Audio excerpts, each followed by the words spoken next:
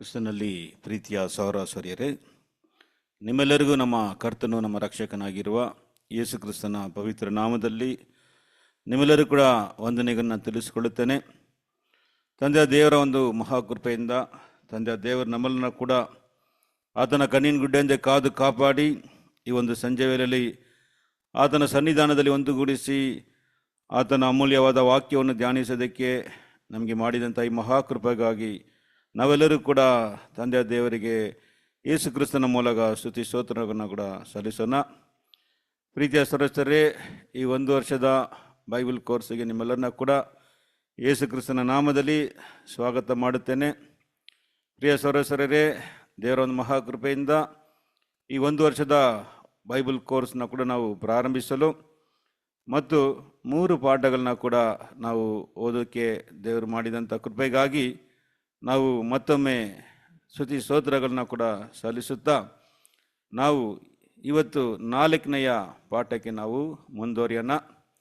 ಪ್ರಿಯ ಸದಸ್ಯರೇ, ಇವತ್ತಿನ 4ನೇ ಪಾಠದ ಒಂದು ಟಾಪಿಕ್ ಏನಂತ ನೋಡೋದಾದರೆ 3 ಮಾರ್ಗಗಳು, 3 ವೇಸ್ ಎಂಬ ಒಂದು ಟಾಪಿಕಲ್ಲಿ ಇವತ್ತಿನ ಪಾಠವನ್ನು ನಾವು ಧ್ಯಾನ ಮಾಡೋಣ.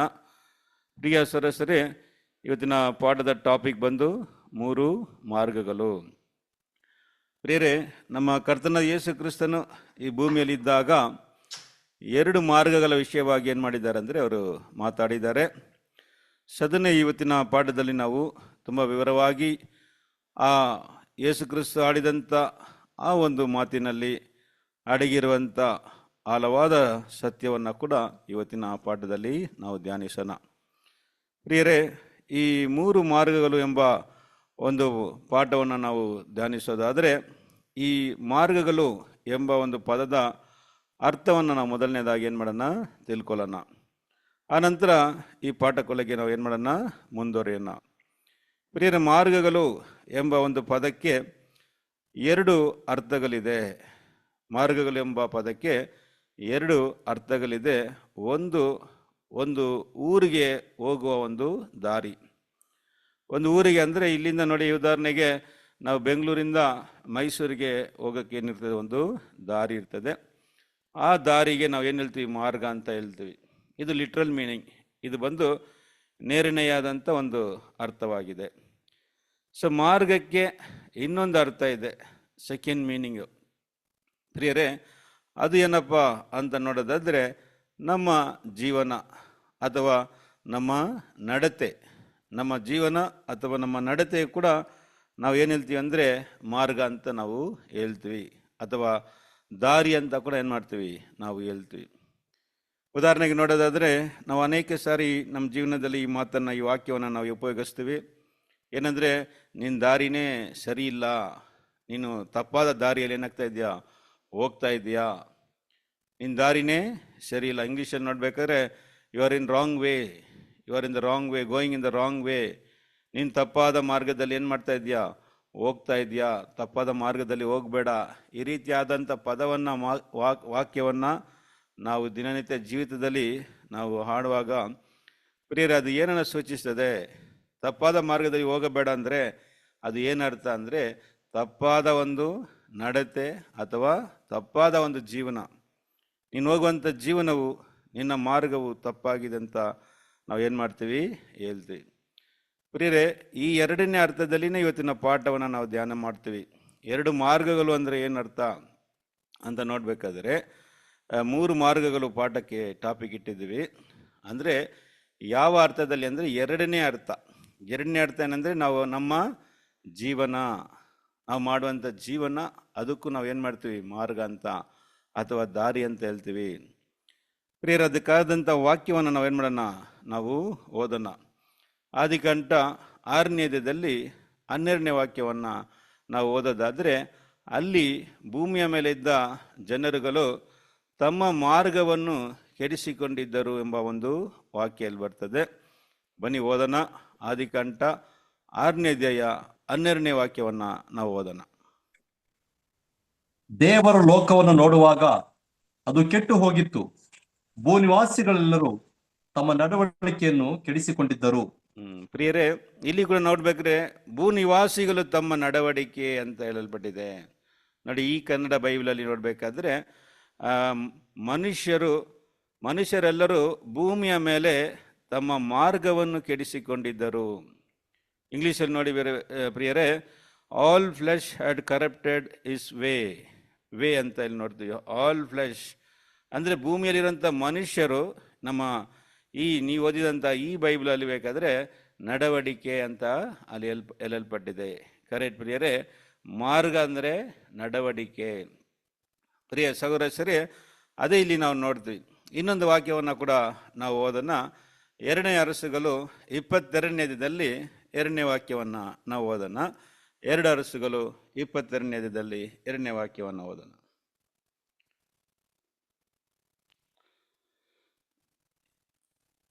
2 ಅರಸುಗಳು 22ನೇ ಅಧ್ಯಾಯ 2ನೇ ವಾಕ್ಯ ಕೂಡ ಓದೋಣ.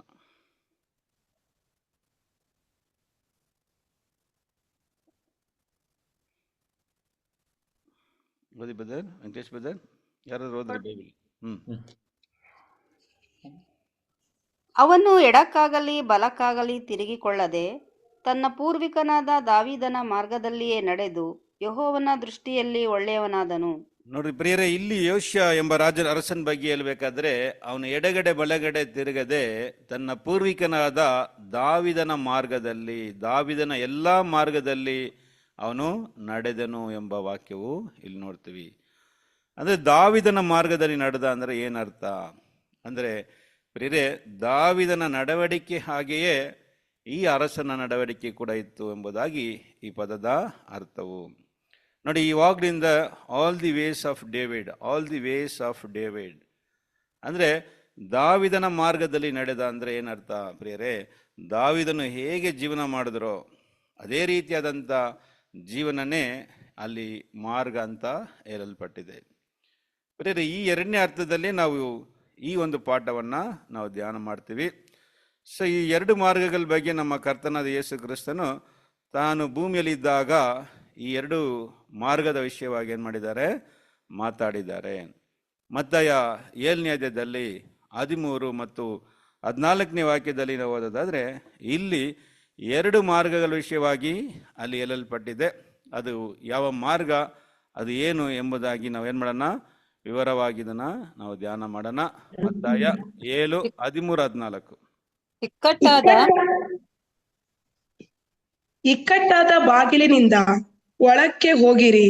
ನಾಶನಕ್ಕೆ ಹೋಗುವ ಬಾಗಿಲು ದೊಡ್ಡದು, ದಾರಿ ಅಗಲವು, ಅದರಲ್ಲಿ ಹೋಗುವವರು ಬಹುಜನ. ನಿತ್ಯ ಜೀವಕ್ಕೆ ಹೋಗುವ ಬಾಗಿಲು ಇಕ್ಕಟ್ಟು, ದಾರಿ ಬಿಕ್ಕಟ್ಟು, ಅದನ್ನು ಕಂಡು ಹಿಡಿಯುವವರು ಸ್ವಲ್ಪ ಜನ. ಪ್ರೀತಿಯ ಸಹೋದರರೇ, ಇಲ್ಲಿ ನೋಡೋದಾದ್ರೆ ಇಲ್ಲಿ ಸ್ವಾಮಿ 2 ಮಾರ್ಗಗಳ ಬಗ್ಗೆ ಏನು ಮಾಡಿದ್ದಾರೆ, ಇಲ್ಲಿ ಹೇಳಿದ್ದಾರೆ.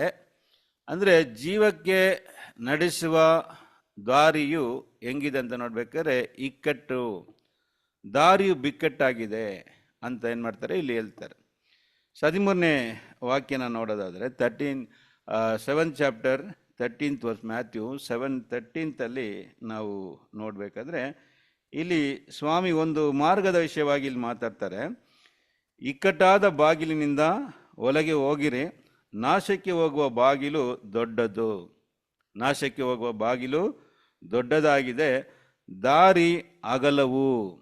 ಬೇರೆ ದಾರಿ ಅಂದರೆ ನಾವು ಮಾರ್ಗ, ಅದು ಅಗಲ ಅಂತ ಹೇಳಲ್ಪಟ್ಟಿದೆ.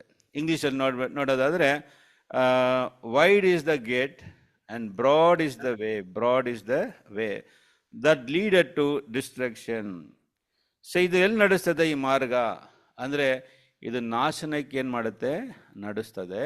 ಪ್ರಿಯರೇ, ಈ ಮಾರ್ಗದಲ್ಲಿ ಅದರಲ್ಲಿ ಹೋಗುವವರು ಬಹು ಜನ ಅಂತ ಹೇಳಲ್ಪಟ್ಟಿದೆ. ಸೊ ಇದು ಮೊದಲನೆಯ ಮಾರ್ಗ ಸ್ವಾಮಿ ಹೇಳಿದ್ದಾರೆ. 14ನೇ ವಾಕ್ಯ ನೋಡಿ, ನಿತ್ಯ ಜೀವಕ್ಕೆ ಹೋಗುವ ಬಾಗಿಲು ಇಕ್ಕಟ್ಟು, ದಾರಿ ಬಿಕ್ಕಟ್ಟು. ದಾರಿ ಏನಂದರೆ ದಾರಿ ಬಿಕ್ಕಟ್ಟಾದಂಥ ದಾರಿ, ಅದನ್ನು ಕಂಡಿಡಿಯುವವರು ಸ್ವಲ್ಪ ಜನ. ಸೊ ಇಲ್ಲಿ ನಾವು ಈ ವಾಕ್ಯನ ನೋಟ್ ಮಾಡ್ರಿ. ಅಂದರೆ ಈ ಬಿಕ್ಕಟ್ಟಾದ ಮಾರ್ಗದಲ್ಲಿ ಹೋಗೋರ ಬಗ್ಗೆ ಇಲ್ಲಿ ಹೇಳಿಲ್ಲ, ಅದನ್ನು ಕಂಡಿಡಿಯೋವರೇ ಸ್ವಲ್ಪ ಜನ. ಅದನ್ನು ಕಂಡುಹಿಡಿಯೋರೇ ಸ್ವಲ್ಪ ಜನ ಅಂತೆ ಪ್ರಿಯರೇ. ಅದರಲ್ಲಿ ಹೋಗೋರ ಬಗ್ಗೆ ಇಲ್ಲಿ ಹೇಳಿಲ್ಲ, ಅದನ್ನು ಕಂಡುಹಿಡಿಯೋರೇ ಸ್ವಲ್ಪ ಜನ ಅಂತ ಯೇಸು ಸ್ವಾಮಿ ಏನು ಮಾಡಿದ್ದಾರೆ, ಈ ಎರಡು ಮಾರ್ಗದ ವಿಷಯವಾಗಿ ಇಲ್ಲಿ ಹೇಳಿದ್ದಾರೆ. ಇದನ್ನು ಡೀಟೇಲ್ ಆಗಿ ಸ್ಟಡಿ ಮಾಡೋಣ. ಸೊ ಮೊದಲನೇ ಮಾರ್ಗ ಏನಪ್ಪ ಅಂದರೆ ವಿಶಾಲವಾದ ದಾರಿ ಅಥವಾ ವಿಶಾಲವಾದ ಮಾರ್ಗ. ಎರಡನೇದು ಪ್ರಿಯರೇ ಬಿಕ್ಕಟ್ಟಾದ ದಾರಿ ಅಥವಾ ಬಿಕ್ಕಟ್ಟಾದ ಮಾರ್ಗ. ಇಂಗ್ಲೀಷಲ್ಲಿ broad way, first one is the broad way, second one is narrow way ಅಂತ ಇಲ್ಲಿ ಸ್ವಾಮಿ ಎರಡು ಮಾರ್ಗಗಳ ವಿಷಯವಾಗಿ ಮಾತಾಡಿದ್ದಾರೆ. ಏನು ಮಾರ್ಗ ಅಂದರೆ ಪ್ರಿಯರೇ, ನಾವು ನೋಡ್ತಾ ಇರೋದು ಮಾರ್ಗ ಅಂತ ನೋಡ್ತಾ ಇರೋದು ಬಂದು ಜೀವನ, ನಾವು ಮಾಡುವಂಥ ಜೀವನದ ಬಗ್ಗೆ, ನಮ್ಮ ನಡವಳಿಕೆ ಬಗ್ಗೆ. ಪ್ರಿಯರೇ, ಇಲ್ಲಿ ಹೇಳ್ತಾ ಇರೋಂಥ ಮಾರ್ಗ, ಸ್ವಾಮಿ ಹೇಳ್ತಾ ಇರೋಂಥ ಮಾರ್ಗ ಕೂಡ ನಡವಳಿಕೆ, ವಿಶಾಲವಾದ ಒಂದು ನಡವಳಿಕೆ, ಈಸಿಯಾಗಿ ಮಾಡುವಂಥ ಒಂದು ಜೀವನ. ಅದು ವಿಶಾಲವಾಗಿದೆ, ಹೆಂಗೆ ಬೇಕಾದ್ರೂ ಜೀವಿಸ್ಬೋದು, ಆ ರೀತಿಯಾದಂಥ ಒಂದು ಜೀವನ. ಬಿಕ್ಕಟ್ಟಂದರೆ ಕಷ್ಟವಾದ ಒಂದು ಜೀವನ, ನೀತಿಯಾಗಿ ನ್ಯಾಯವಾಗಿ ಬಾಳುವಂಥ ಒಂದು ಜೀವನದ ಬಗ್ಗೆ ಇಲ್ಲಿ ಎಲ್ಲೆಲ್ಪಡೆ ಡೀಟೇಲ್ ಆಗಿ ನೋಡೋಣ. ನೋಡಿ, ಆದರೆ ನಮ್ಮ ಪಾಠ ಏನಪ್ಪ ಅಂದರೆ 3 ಮಾರ್ಗಗಳು, ಆದರೆ 2 ಮಾರ್ಗಗಳ ವಿಷಯವಾಗಿ ಸ್ವಾಮಿ ಇಲ್ಲಿ ಹೇಳಿದ್ದಾರೆ. 3ನೇ ಮಾರ್ಗದ ವಿಷಯವಾಗಿ ನಾವು ಈ ಪಾಠದ ಅಂತ್ಯದಲ್ಲಿ ಏನು ಮಾಡೋಣ, ನಾವು ನೋಡೋಣ. ಸರಿ ಪ್ರಿಯರೇ, ಅನೇಕರು ಏನು ಮಾಡ್ತಾರೆ ಅಂದರೆ ಈ ವಿಶಾಲವಾದ ಮಾರ್ಗ ಎಲ್ಲಿ ಹೋಗುತ್ತೆ ಅಂತ ಹೇಳೋದಾದ್ರೆ ಅನೇಕರು ಹೆಂಗೆ ಮಾಡ್ತಾರೆ ಅಂದರೆ ವಿಶಾಲವಾದ ಮಾರ್ಗ ನರಕಕ್ಕೆ ಹೋಗುತ್ತೆ ಮತ್ತು ಬಿಕ್ಕಟ್ಟಾದ ಮಾರ್ಗ ಪರಲೋಕಕ್ಕೆ ಏನಾಗುತ್ತೆ, ಹೋಗುತ್ತೆ ಎಂಬುದಾಗಿ ಸಾಧಾರಣವಾಗಿ ಏನು ಮಾಡಿಬಿಡ್ತಾರೆ, ಹೇಳ್ಬಿಡ್ತಾರೆ. ಅಷ್ಟೇ ಸುಲಭವಾಗಿ ವಿಶಾಲವಾದ ಮಾರ್ಗ ನರಕಕ್ಕೂ ಮತ್ತು ಬಿಕ್ಕಟ್ಟಾದ ಮಾರ್ಗ ಪರಲೋಕಕ್ಕೆ ಏನಾಗುತ್ತೆ, ಹೋಗುತ್ತೆ ಎಂಬುದಾಗಿ ಹೇಳ್ತಾರೆ. ಪ್ರಿಯರೇ, ನಾವು ಓದಿದಂಥ ಈ ವಾಕ್ಯದಲ್ಲಿ ಮತ್ತಾಯ 7ನೇ ಅಧ್ಯಾಯ 13-14ನೇ ವಾಕ್ಯದಲ್ಲಿ ಅಲ್ಲಿ ಪರಲೋಕ ಎಂಬ ಪದನೂ ಇಲ್ಲ, ನರಕ ಎಂಬ ಪದನೂ ಇಲ್ಲ. ಇನ್ನೊಮ್ಮೆ ಓದನ ನೋಡಿ ಪ್ರಿಯರೇ, ಎಲ್ಲರೂ ಗಮನಿಸಿ. ಇಲ್ಲಿ ಪರಲೋಕ ನರಕ ಅಂತ ಪದ ಇಲ್ಲಿ ಬರ್ತದಂತ ನಾವು ನೋಡೋಣ. ಇದು ಸುಲಭವಾಗಿ ಎಲ್ಲರೂ ಏನು ಮಾಡಬೇಕು, ನರಕ ಪರಲೋಕ ಅಂತ ಹೇಳ್ಬಿಡ್ತಾರೆ. ಆದರೆ ಇದರ ಒಂದು ನಿಜವಾದ ಆಳವಾದ ಅರ್ಥ ಏನಂತ ನಾವು ಪಾಠದಲ್ಲಿ ನೋಡೋಣ. ಸರಿ, ಇನ್ನೊಮ್ಮೆ ಆ ವಾಕ್ಯವನ್ನು ಓದೋಣ. ಅಲ್ಲಿ ನರಕ ಅಥವಾ ಪರಲೋಕ ಎಂಬ ಪದವು ಅಲ್ಲಿ ಇಲ್ಲ ಅಂತ ನೋಡ್ತೀವಿ. ಅಲ್ಲಿ ಹೇಳಲ್ಪಟ್ಟಿಲ್ಲ. ಯೇಸು ಸ್ವಾಮಿ ಅಲ್ಲಿ ಆ ಥರ ಹೇಳಿಲ್ಲ. ನಾಶನಕ್ಕೆ ಹೋಗುವ ಮಾರ್ಗ, ವಿಶಾಲವಾದ ಮಾರ್ಗ ನಾಶನಕ್ಕೆ ಹೋಗುತ್ತೆ, ಬಿಕ್ಕಟ್ಟಾದ ಮಾರ್ಗ ನಿತ್ಯ ಜೀವಕ್ಕೆ ಹೋಗುತ್ತಂತ ಹೇಳ್ತಾ ಇದ್ದಾರೆ. ಆ್ಯಕ್ಚುಲಿ ಇಂಗ್ಲೀಷಲ್ಲಿ ನೋಡ್ಬೇಕಾದ್ರೆ ಇಟ್ ಲೀಡ್ಸ್ ಟು ಲೈಫ್ ಅಂತ, ನಿತ್ಯ ಜೀವ ಅಂತ ಬರೋಲ್ಲ ಅಲ್ಲಿ. ಇಲ್ಲಿ ಇಟ್ ಲೀಡ್ಸ್ ಟು ಲೈಫ್, ಅದು ಜೀವಕ್ಕೆ ಹೋಗುವ ಒಂದು ಮಾರ್ಗ ಅಂತ ಅಲ್ಲಿ ಹೇಳಲ್ಪಟ್ಟಿದೆ. ಪುನಃ ಓದೋಣ ಬನ್ರಿ. 7ನೇ ಅಧ್ಯಾಯ 13-14ನೇ ವಾಕ್ಯವನ್ನು ಪುನಃ ಓದೋಣ. ಇಕ್ಕಟ್ಟಾದ ಬಾಗಿಲಿನಿಂದ ಒಳಕ್ಕೆ ಹೋಗಿರಿ, ನಾಶನಕ್ಕೆ ಹೋಗುವ ಬಾಗಿಲು ದೊಡ್ಡದು, ದಾರಿ ಅಗಲವು, ಅದರಲ್ಲಿ ಹೋಗುವವರು ಬಹುಜನ. ನಿತ್ಯ ಜೀವಕ್ಕೆ ಹೋಗುವ ಬಾಗಿಲು ಇಕ್ಕಟ್ಟು, ದಾರಿ ಬಿಕ್ಕಟ್ಟು, ಅದನ್ನು ಕಂಡು ಹಿಡಿಯುವವರು ಸ್ವಲ್ಪ ಜನ. ನೋಡ್ರಿ ಪ್ರಿಯ ಸಹೋದರರೇ, ಅದನ್ನ ಕಂಡು ಹಿಡಿಯೋರು ನೋಡಿ, ಇಲ್ಲಿ ನರಕ ಪರಲೋಕ ಎಂಬ ಪದವು ಇಲ್ಲಿ ಬಂದಿಲ್ಲ. ಸೊ ಇದರ ನಿಜವಾದ ಅರ್ಥ ಏನು ಇದು ಈ ವಾಕ್ಯದಂತ ನಾವು ಈಗ ನೋಡೋಣ ಪ್ರಿಯರೇ. ಸರಿ, ನಮ್ಮ ಪಾಠ ಬಂದು ನಮ್ಮ ಪಾಠ ನೋಡೋದಾದರೆ 3 ಮಾರ್ಗ ಅಂತ 2 ಮಾರ್ಗದ ವಿಷಯವಾಗಿ ಯೇಸು ಸ್ವಾಮಿ ಹೇಳಿದ್ದಾರೆ. ಆದರೆ 3ನೇ ಮಾರ್ಗದ ವಿಷಯವಾಗಿ ಏನು ಮಾಡಿಲ್ಲ, ಸ್ವಾಮಿಯಲ್ಲಿ ಹೇಳಿಲ್ಲ. ಯಾಕೆ ಹೇಳಿಲ್ಲ ಅಂತ ನೋಡೋದಾದರೆ ಆವಾಗ ಸ್ವಾಮಿ ಇದ್ದಂಥ ಆ ಕಾಲದಲ್ಲಿ ಈ 3ನೇ ಮಾರ್ಗದ ವಿಷಯವಾಗಿ ಹೇಳುವಂಥ ಅವಶ್ಯ ಇರಲಿಲ್ಲ. ಆದ ಕಾರಣ ಸ್ವಾಮಿ ಅದನ್ನು ಏನು ಮಾಡಿಬಿಟ್ರು, ಅವಾಯ್ಡ್ ಮಾಡಿದ್ದಾರೆ.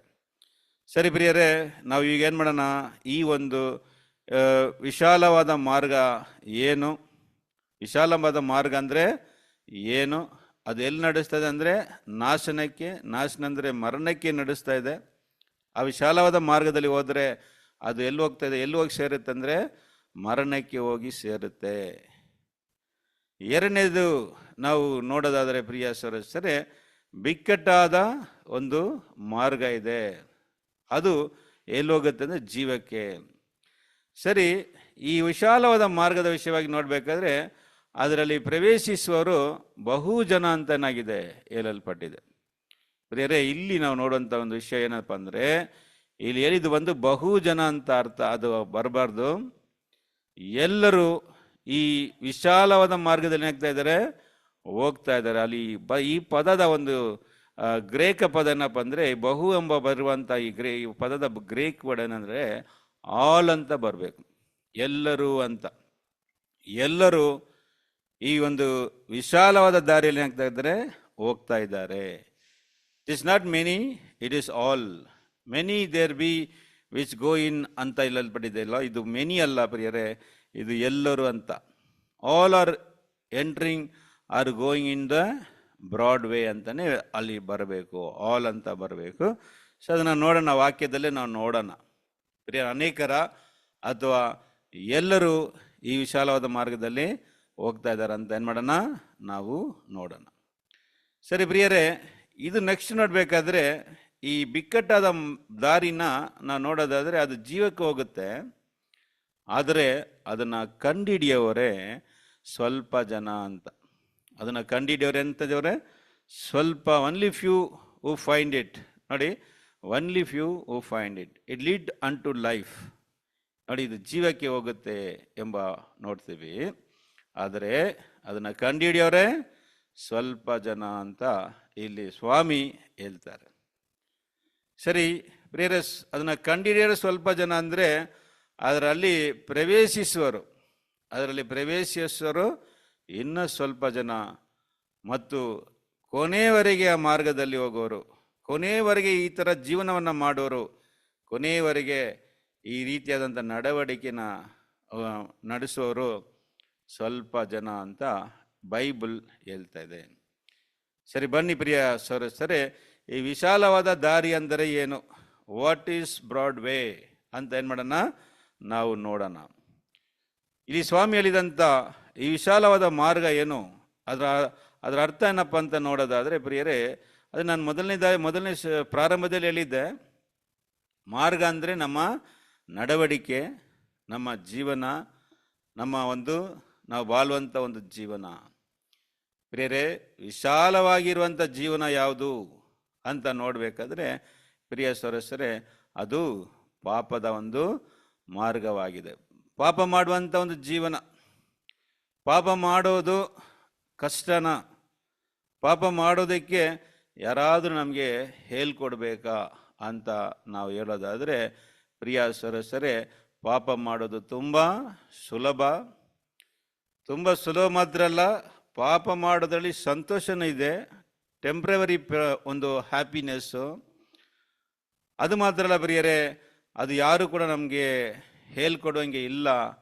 ನಮ್ಮ ಮಾಂಸದಲ್ಲಿ ಈ ಪಾಪವು ಏನಾಗ್ತಾ ಇದೆ, ವಾಸ ಮಾಡ್ತದೆ. ಅದಕ್ಕೆ ವಿಶಾಲ ಅಂತ ಹೇಳ್ತಾ ಇದ್ದಾರೆ. ಒಂದು ಪಾಪದ ಒಂದು ಜೀವನ. ಅದನ್ನು ಹೆಂಗೆ ಅಂದರೆ ಪ್ರಿಯರೇ, ನಾವು ಹುಟ್ಟುವಾಗಲೇ ಈ ಪಾಪದ ಒಂದು ಸ್ವಭಾವ ಏನಿದೆ ಅಂದರೆ ನಮ್ಮ ದೇಹದಲ್ಲಿ ಇದೆ. ನಾವು ಒಂದು ಮಗುವಾಗಿ ಹುಟ್ಟುವಾಗಲೇ ಏನಾಗುತ್ತೆ ಅಂದರೆ ಈ ಪಾಪದ ಒಂದು ಸ್ವಭಾವ ನಮ್ಮಲ್ಲಿ ಸೇರಿಕೊಂಡಿದೆ ಅಂತ ಬೈಬಲ್ ಹೇಳ್ತಾ ಇದೆ. ಕೀರ್ತನೆ 51ನೇ ಕೀರ್ತನೆಯಲ್ಲಿ 5ನೇ ವಾಕ್ಯವನ್ನು ನಾವು ಓದೋಣ. ಕೀರ್ತನೆ 51ನೇ ಕೀರ್ತನೆಯಲ್ಲಿ 5ನೇ ವಾಕ್ಯವನ್ನು ನಾವು ಓದೋದ್ರಿ. ಹುಟ್ಟಾಂದಿನಿಂದ ನಾನು ಪಾಪಿಯೇ, ಮಾತೃ ಗರ್ಭವನ್ನು ಹೊಂದಿದ ದಿನದಿಂದ ದ್ರೋಹಿಯೇ. ನೋಡಿದ್ರ ಪ್ರಿಯ ಸರಸ್ವರೇ, ಇಲ್ಲಿ ದಾವಿದನು ಇಲ್ಲಿ ಈ ರೀತಿಯಾಗಿ ಹೇಳ್ತಾರೆ. ಹುಟ್ಟುವಾಗಲೇ ಏನಂತಾನೆ ಅವರು, ನಾನು ಪಾಪಿಯು ಅಂತ ಹೇಳ್ತಾರೆ. ಪ್ರಿಯರೇ, ಒಬ್ಬ ಮನುಷ್ಯ ತನ್ನ ತಾಯಿಯ ಹೊಟ್ಟೆಯಲ್ಲಿ ಇರಬೇಕಾದ್ರೇ ಪಾಪದ ಸ್ವಭಾವವು ಅವನಲ್ಲಿ ಏನಾಗುತ್ತೆ, ಸೇರಿಕೊಳ್ಳುತ್ತೆ. ಅಪೊಸ್ತಲನಾದ ಪೌಲನು ಹೇಳ್ಬೇಕಾದ್ರೆ ಹೇಳ್ತಾರೆ, ನಾನೇ ಪಾಪಿಯಲ್ಲಿ ದೊಡ್ಡ ಪಾಪಿ ಅಂತ ಏನು ಮಾಡ್ತಾರೆ, ಪೌಲನು ಕೂಡ ಹೇಳ್ತಾರೆ. ನೋಡಿ ಪ್ರಿಯರೇ, ಪಾಪ ಎಂಬ ಒಂದು ಸ್ವಭಾವ ನೋಡಬೇಕಾದ್ರೆ ಪಾಪ ಮಾಡೋದು ಕಷ್ಟನಾ? ಆದರೆ ಇಲ್ಲ, ಅದು ತುಂಬ ಸುಲಭವಾದದ್ದು, ಸಂತೋಷವಾದದ್ದು. ಪ್ರಿಯರೇ, ಅದು ಯಾರು ಕೂಡ ಹೇಳ್ಕೊಡಂಗೆ ಇಲ್ಲ. ಆದರೆ ಈ ರೀತಿಯಾದಂಥ ಜೀವನ ಎಲ್ಲಿ ನಡೆಸ್ತದೆ ಅಂದರೆ ಪ್ರಿಯರೇ, ನಾಶನಕ್ಕೆ ಹೋಗುತ್ತೆ. ಅದರ ಅಂತ್ಯ ಏನಪ್ಪ ಪ್ರಿಯರೇ? ನಾವು ಪಾಪದ ಒಂದು ಜೀವನ ಮಾಡಿದ್ರೆ ಅದರ ಅಂತ್ಯ ಏನು ಅಂದರೆ ನೋಡೋದಾದರೆ ಅದರ ಅಂತ್ಯ ಮರಣ, ನಾಶನ. ಅದನ್ನೇ ಪೌಲರು ಕೂಡ ನಾವು ರೋಮಪತ್ರಿಕೆ 6ನೇ ಅಧ್ಯಾಯ 23ನೇ ವಾಕ್ಯದಲ್ಲಿ ನಾವು ಓದೋದಾದರೆ ಪಾಪದ ಸಂಬಳ ಮರಣ ಅಂತ ಹೇಳಲ್ಪಟ್ಟಿದೆ. ಸರಿ ಪ್ರಿಯ ಸಹೋದರರೇ, ಈ ಮಾರ್ಗವನ್ನ ಓಪನ್ ಮಾಡಿದ್ದು ಯಾರು? ಅದಕ್ಕೆ ಮುಂಚೆ ಈ ವಾಕ್ಯವನ್ನು ಓದೋಣ. ಜ್ಞಾನೋಕ್ತಿಗಳು 14ನೇ ಅಧ್ಯಾಯದಲ್ಲಿ 12ನೇ ವಾಕ್ಯವನ್ನು ನಾವು ಓದೋಣ. ಪ್ರಾವರ್ಬ್ಸ್ 14 ಚಾಪ್ಟರ್ ವರ್ಸ್ 12 ಓದ್ರಿ. ಮನುಷ್ಯನ ದೃಷ್ಟಿಗೆ ಸರಳವಾಗಿ ತೋರುವ ಒಂದು ದಾರಿಯುಂಟು, ಅದು ಕಟ್ಟ ಕಡೆಗೆ ಮರಣ ಮಾರ್ಗವೇ. ನೋಡಿದ ಪ್ರಿಯರೇ, ಮನುಷ್ಯನಿಗೆ ಸರಳವಾಗಿ ಕಾಣುತ್ತೆ ಇದು, ಇದೇ ರೈಟ್ ವೇ ಅಂತ ಏನ್ ಮಾಡ್ತಾನೆ ಮನುಷ್ಯ ಹೇಳ್ತಾನೆ. ನೋಡಿ ಪ್ರಿಯರೇ, ಮನುಷ್ಯನಿಗೆ ಸರಳವಾಗಿದೆ, ನೀತಿ ನ್ಯಾಯ ಇವುಗಳೆಲ್ಲ ಮನುಷ್ಯನಿಗೆ ಏನಿಲ್ಲ, ಇಷ್ಟ ಇಲ್ಲ.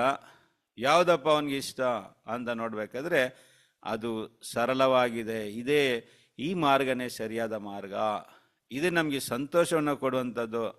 ಆ ರೀತಿಯಾದಂಥ ಮಾರ್ಗ ಅದನ್ನೇ ಇಲ್ಲಿ ಹೇಳ್ತಾರೆ, ಸರಳವಾಗಿದೆ. ಆದರೆ ಪ್ರಿಯರೇ, ಅದರ ಅಂತ್ಯವು ಏನಪ್ಪ ಅಂದರೆ ಮರಣದ ಮಾರ್ಗ. ಅದು ಎಲ್ಲಿ ಹೋಗಿ ಅವನ್ನ ಬಿಡುತ್ತದೆ ಅಂದರೆ ಮರಣಕ್ಕೆ ಬಿಡುತ್ತದೆ. ಸರಿ ಪ್ರಿಯರೇ, ಈಗ ನಾವು ಏನು ಮಾಡೋಣ ಅಂದರೆ ಈ ಮಾರ್ಗವನ್ನು ಉಂಟು ಮಾಡಿದ್ದು ಯಾರು? ಪ್ರಿಯ ನೋಡಿ, ಒಂದು ಮಾರ್ಗ ಹೇಗೆ ಉಂಟಾಗುತ್ತೆ? ಒಂದು ಮಾರ್ಗ ಹೇಗೆ ಉಂಟಾಗುತ್ತೆ ಅಂದರೆ, ಯಾರಾದರೂ ಒಬ್ಬರು ಫಸ್ಟ್ ಏನು ಮಾಡಿರ್ತಾರೆ, ಆ ಒಂದು ಮಾರ್ಗದಲ್ಲಿ ಹೋಗಿರ್ತಾರೆ, ಯಾರೋ ಒಬ್ಬರು ನಡ್ಕೊಂಡು ಹೋಗಿರ್ತಾರೆ. ಆಗ ಏನಾಗುತ್ತೆ ಅಂತ ನೋಡಬೇಕಾದ್ರೆ ಪ್ರಿಯ ಸರಸರೇ, ಅದು ಒಂದು ಒಂದು ದಾರಿಯಾಗಿ ಏನಾಗುತ್ತೆ ಅಲ್ಲಿ ಉಂಟಾಗುತ್ತೆ. ಅದೇ ರೀತಿಯಾಗಿ ಈ ಲೋಕದಲ್ಲಿ ಮೊದಲನೇದಾಗಿ ಪಾಪವನ್ನು ಮಾಡಿ ನಮ್ಮೆಲ್ಲರಿಗೂ ಕೂಡ ಪಾಪ ಅಂದರೆ ಏನು, ಅದನ್ನು ಹೇಗೆ ಮಾಡಬೇಕು ಎಂಬುದಾಗಿ ನಮ್ಮೆಲ್ಲರಿಗೂ ಕೂಡ ತಿಳಿಸ್ಕೊಟ್ಟಂಥವ್ರು ಯಾರು ಅಂತ ನಾವು ಬೈಬಲಲ್ಲಿ ಹೋಗಿ ನೋಡೋದಾದರೆ ಅದು ಮೊದಲನೇ ಮನುಷ್ಯನಾದಂಥ ಆದಾಮನು. ಇವನೇ ಮೊದಲು ಈ ಲೋಕದಲ್ಲಿ ಪಾಪ ಮಾಡಿದ್ದು. ಸರಿ, ಪಾಪ ಅಂದರೆ ಏನು? ವಾಟ್ ಈಸ್ ಸಿನ್? ಪಾಪ ಅಂದರೆ ಏನಂತ ಒಂದು ವಾಕ್ಯನ ಓದೋಣ ಬನ್ರಿ. ಪಾಪ ಅಂದರೆ ದೇವರು ಕೊಟ್ಟಿರುವಂಥ ಆಜ್ಞೆಗಳನ್ನ ಮೀರೋದು ಪಾಪ. ಇದನ್ನು ಮಾಡಬೇಡ ಅಂತ ದೇವರು ಹೇಳಿ ಅದನ್ನು ನಾವು ಮಾಡಿದ್ರೆ ಅದಕ್ಕೆ ಪಾಪ ಅಂತ ನೋಡ್ತೀವಿ. ವಾಕ್ಯ ಓದ್ರಿ. 3ನೇ ಅಧ್ಯಾಯ 1ನೇ ಯೋಹಾನ 3ನೇ ಅಧ್ಯಾಯ 4ನೇ ವಾಕ್ಯವನ್ನು ನಾವು ಓದೋಣ. 1 John 3 verse 4. 1ನೇ ಯೋಹಾನ 3ನೇ ಅಧ್ಯಾಯ 4ನೇ ವಾಕ್ಯವನ್ನು ಓದ್ರಿ.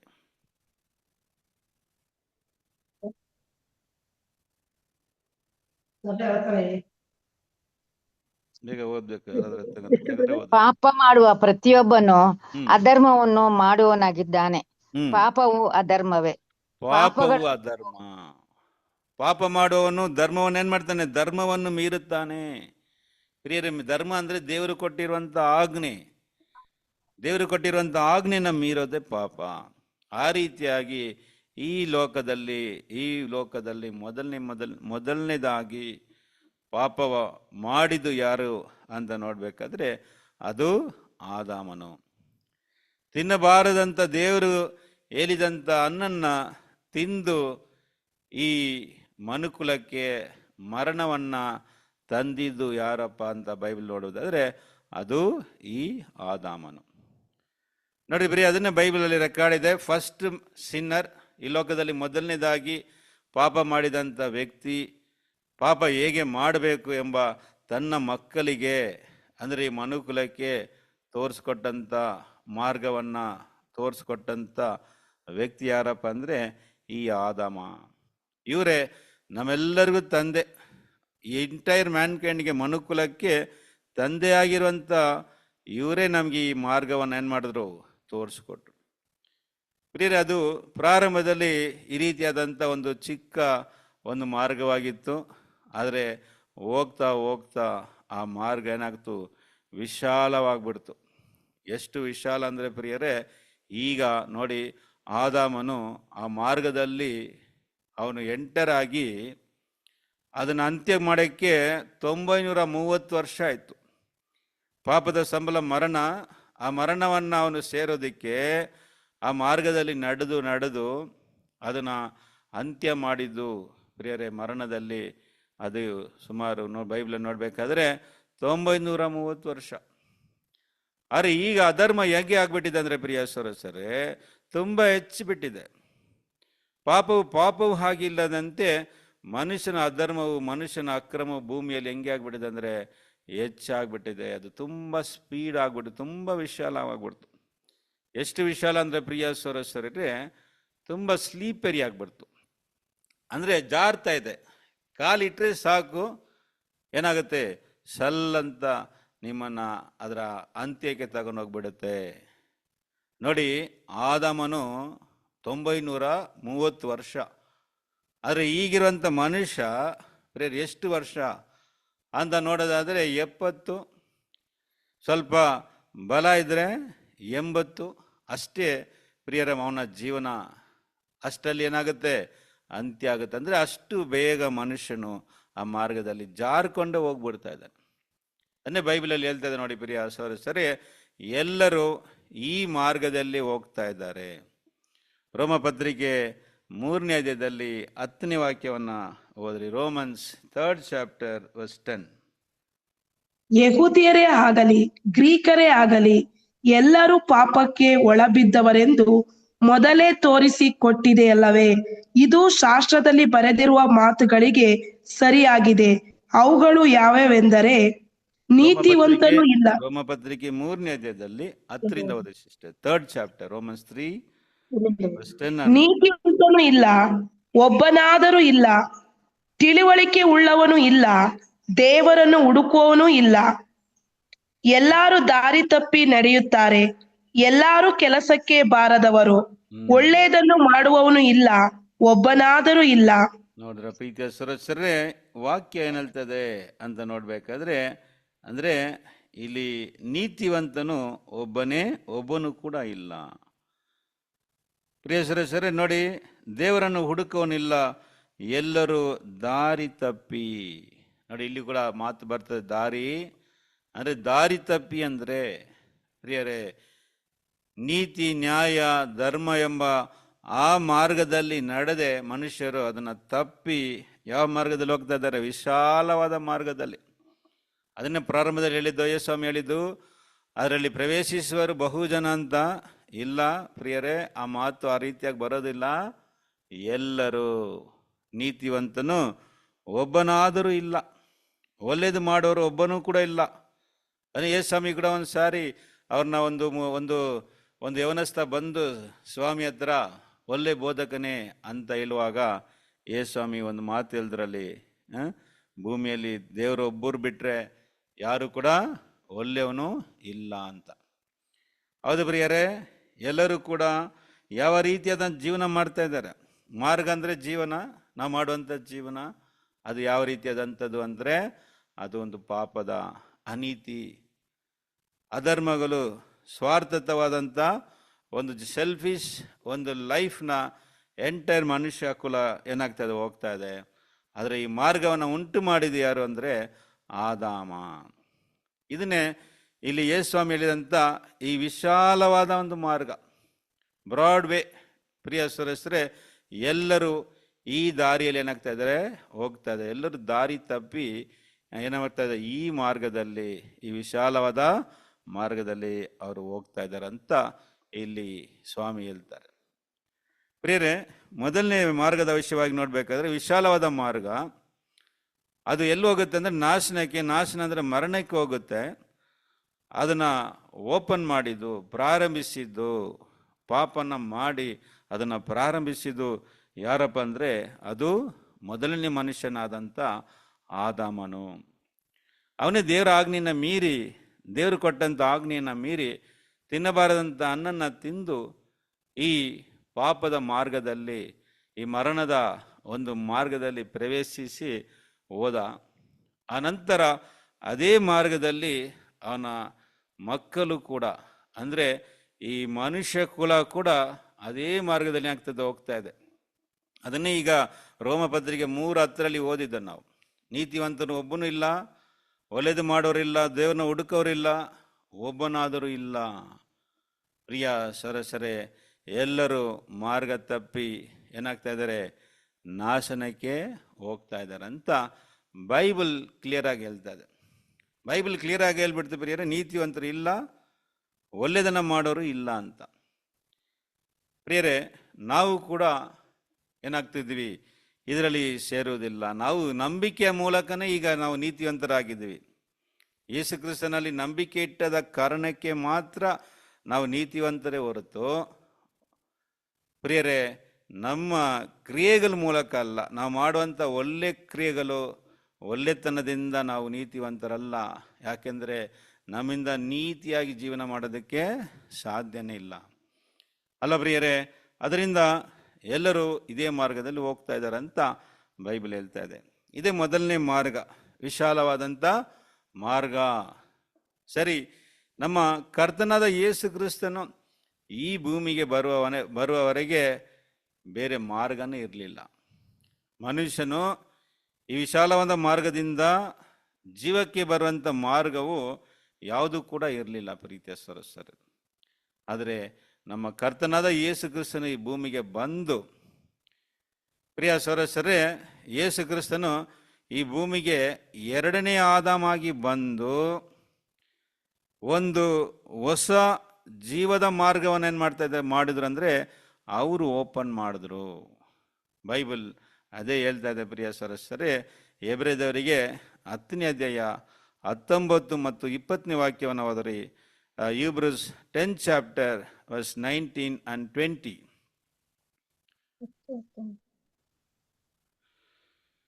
ಎಬ್ರೆದವರಿಗೆ 10ನೇ ಅಧ್ಯಾಯ 19 ಮತ್ತು 20ನೇ ವಾಕ್ಯವನ್ನು ಓದಿರಿ.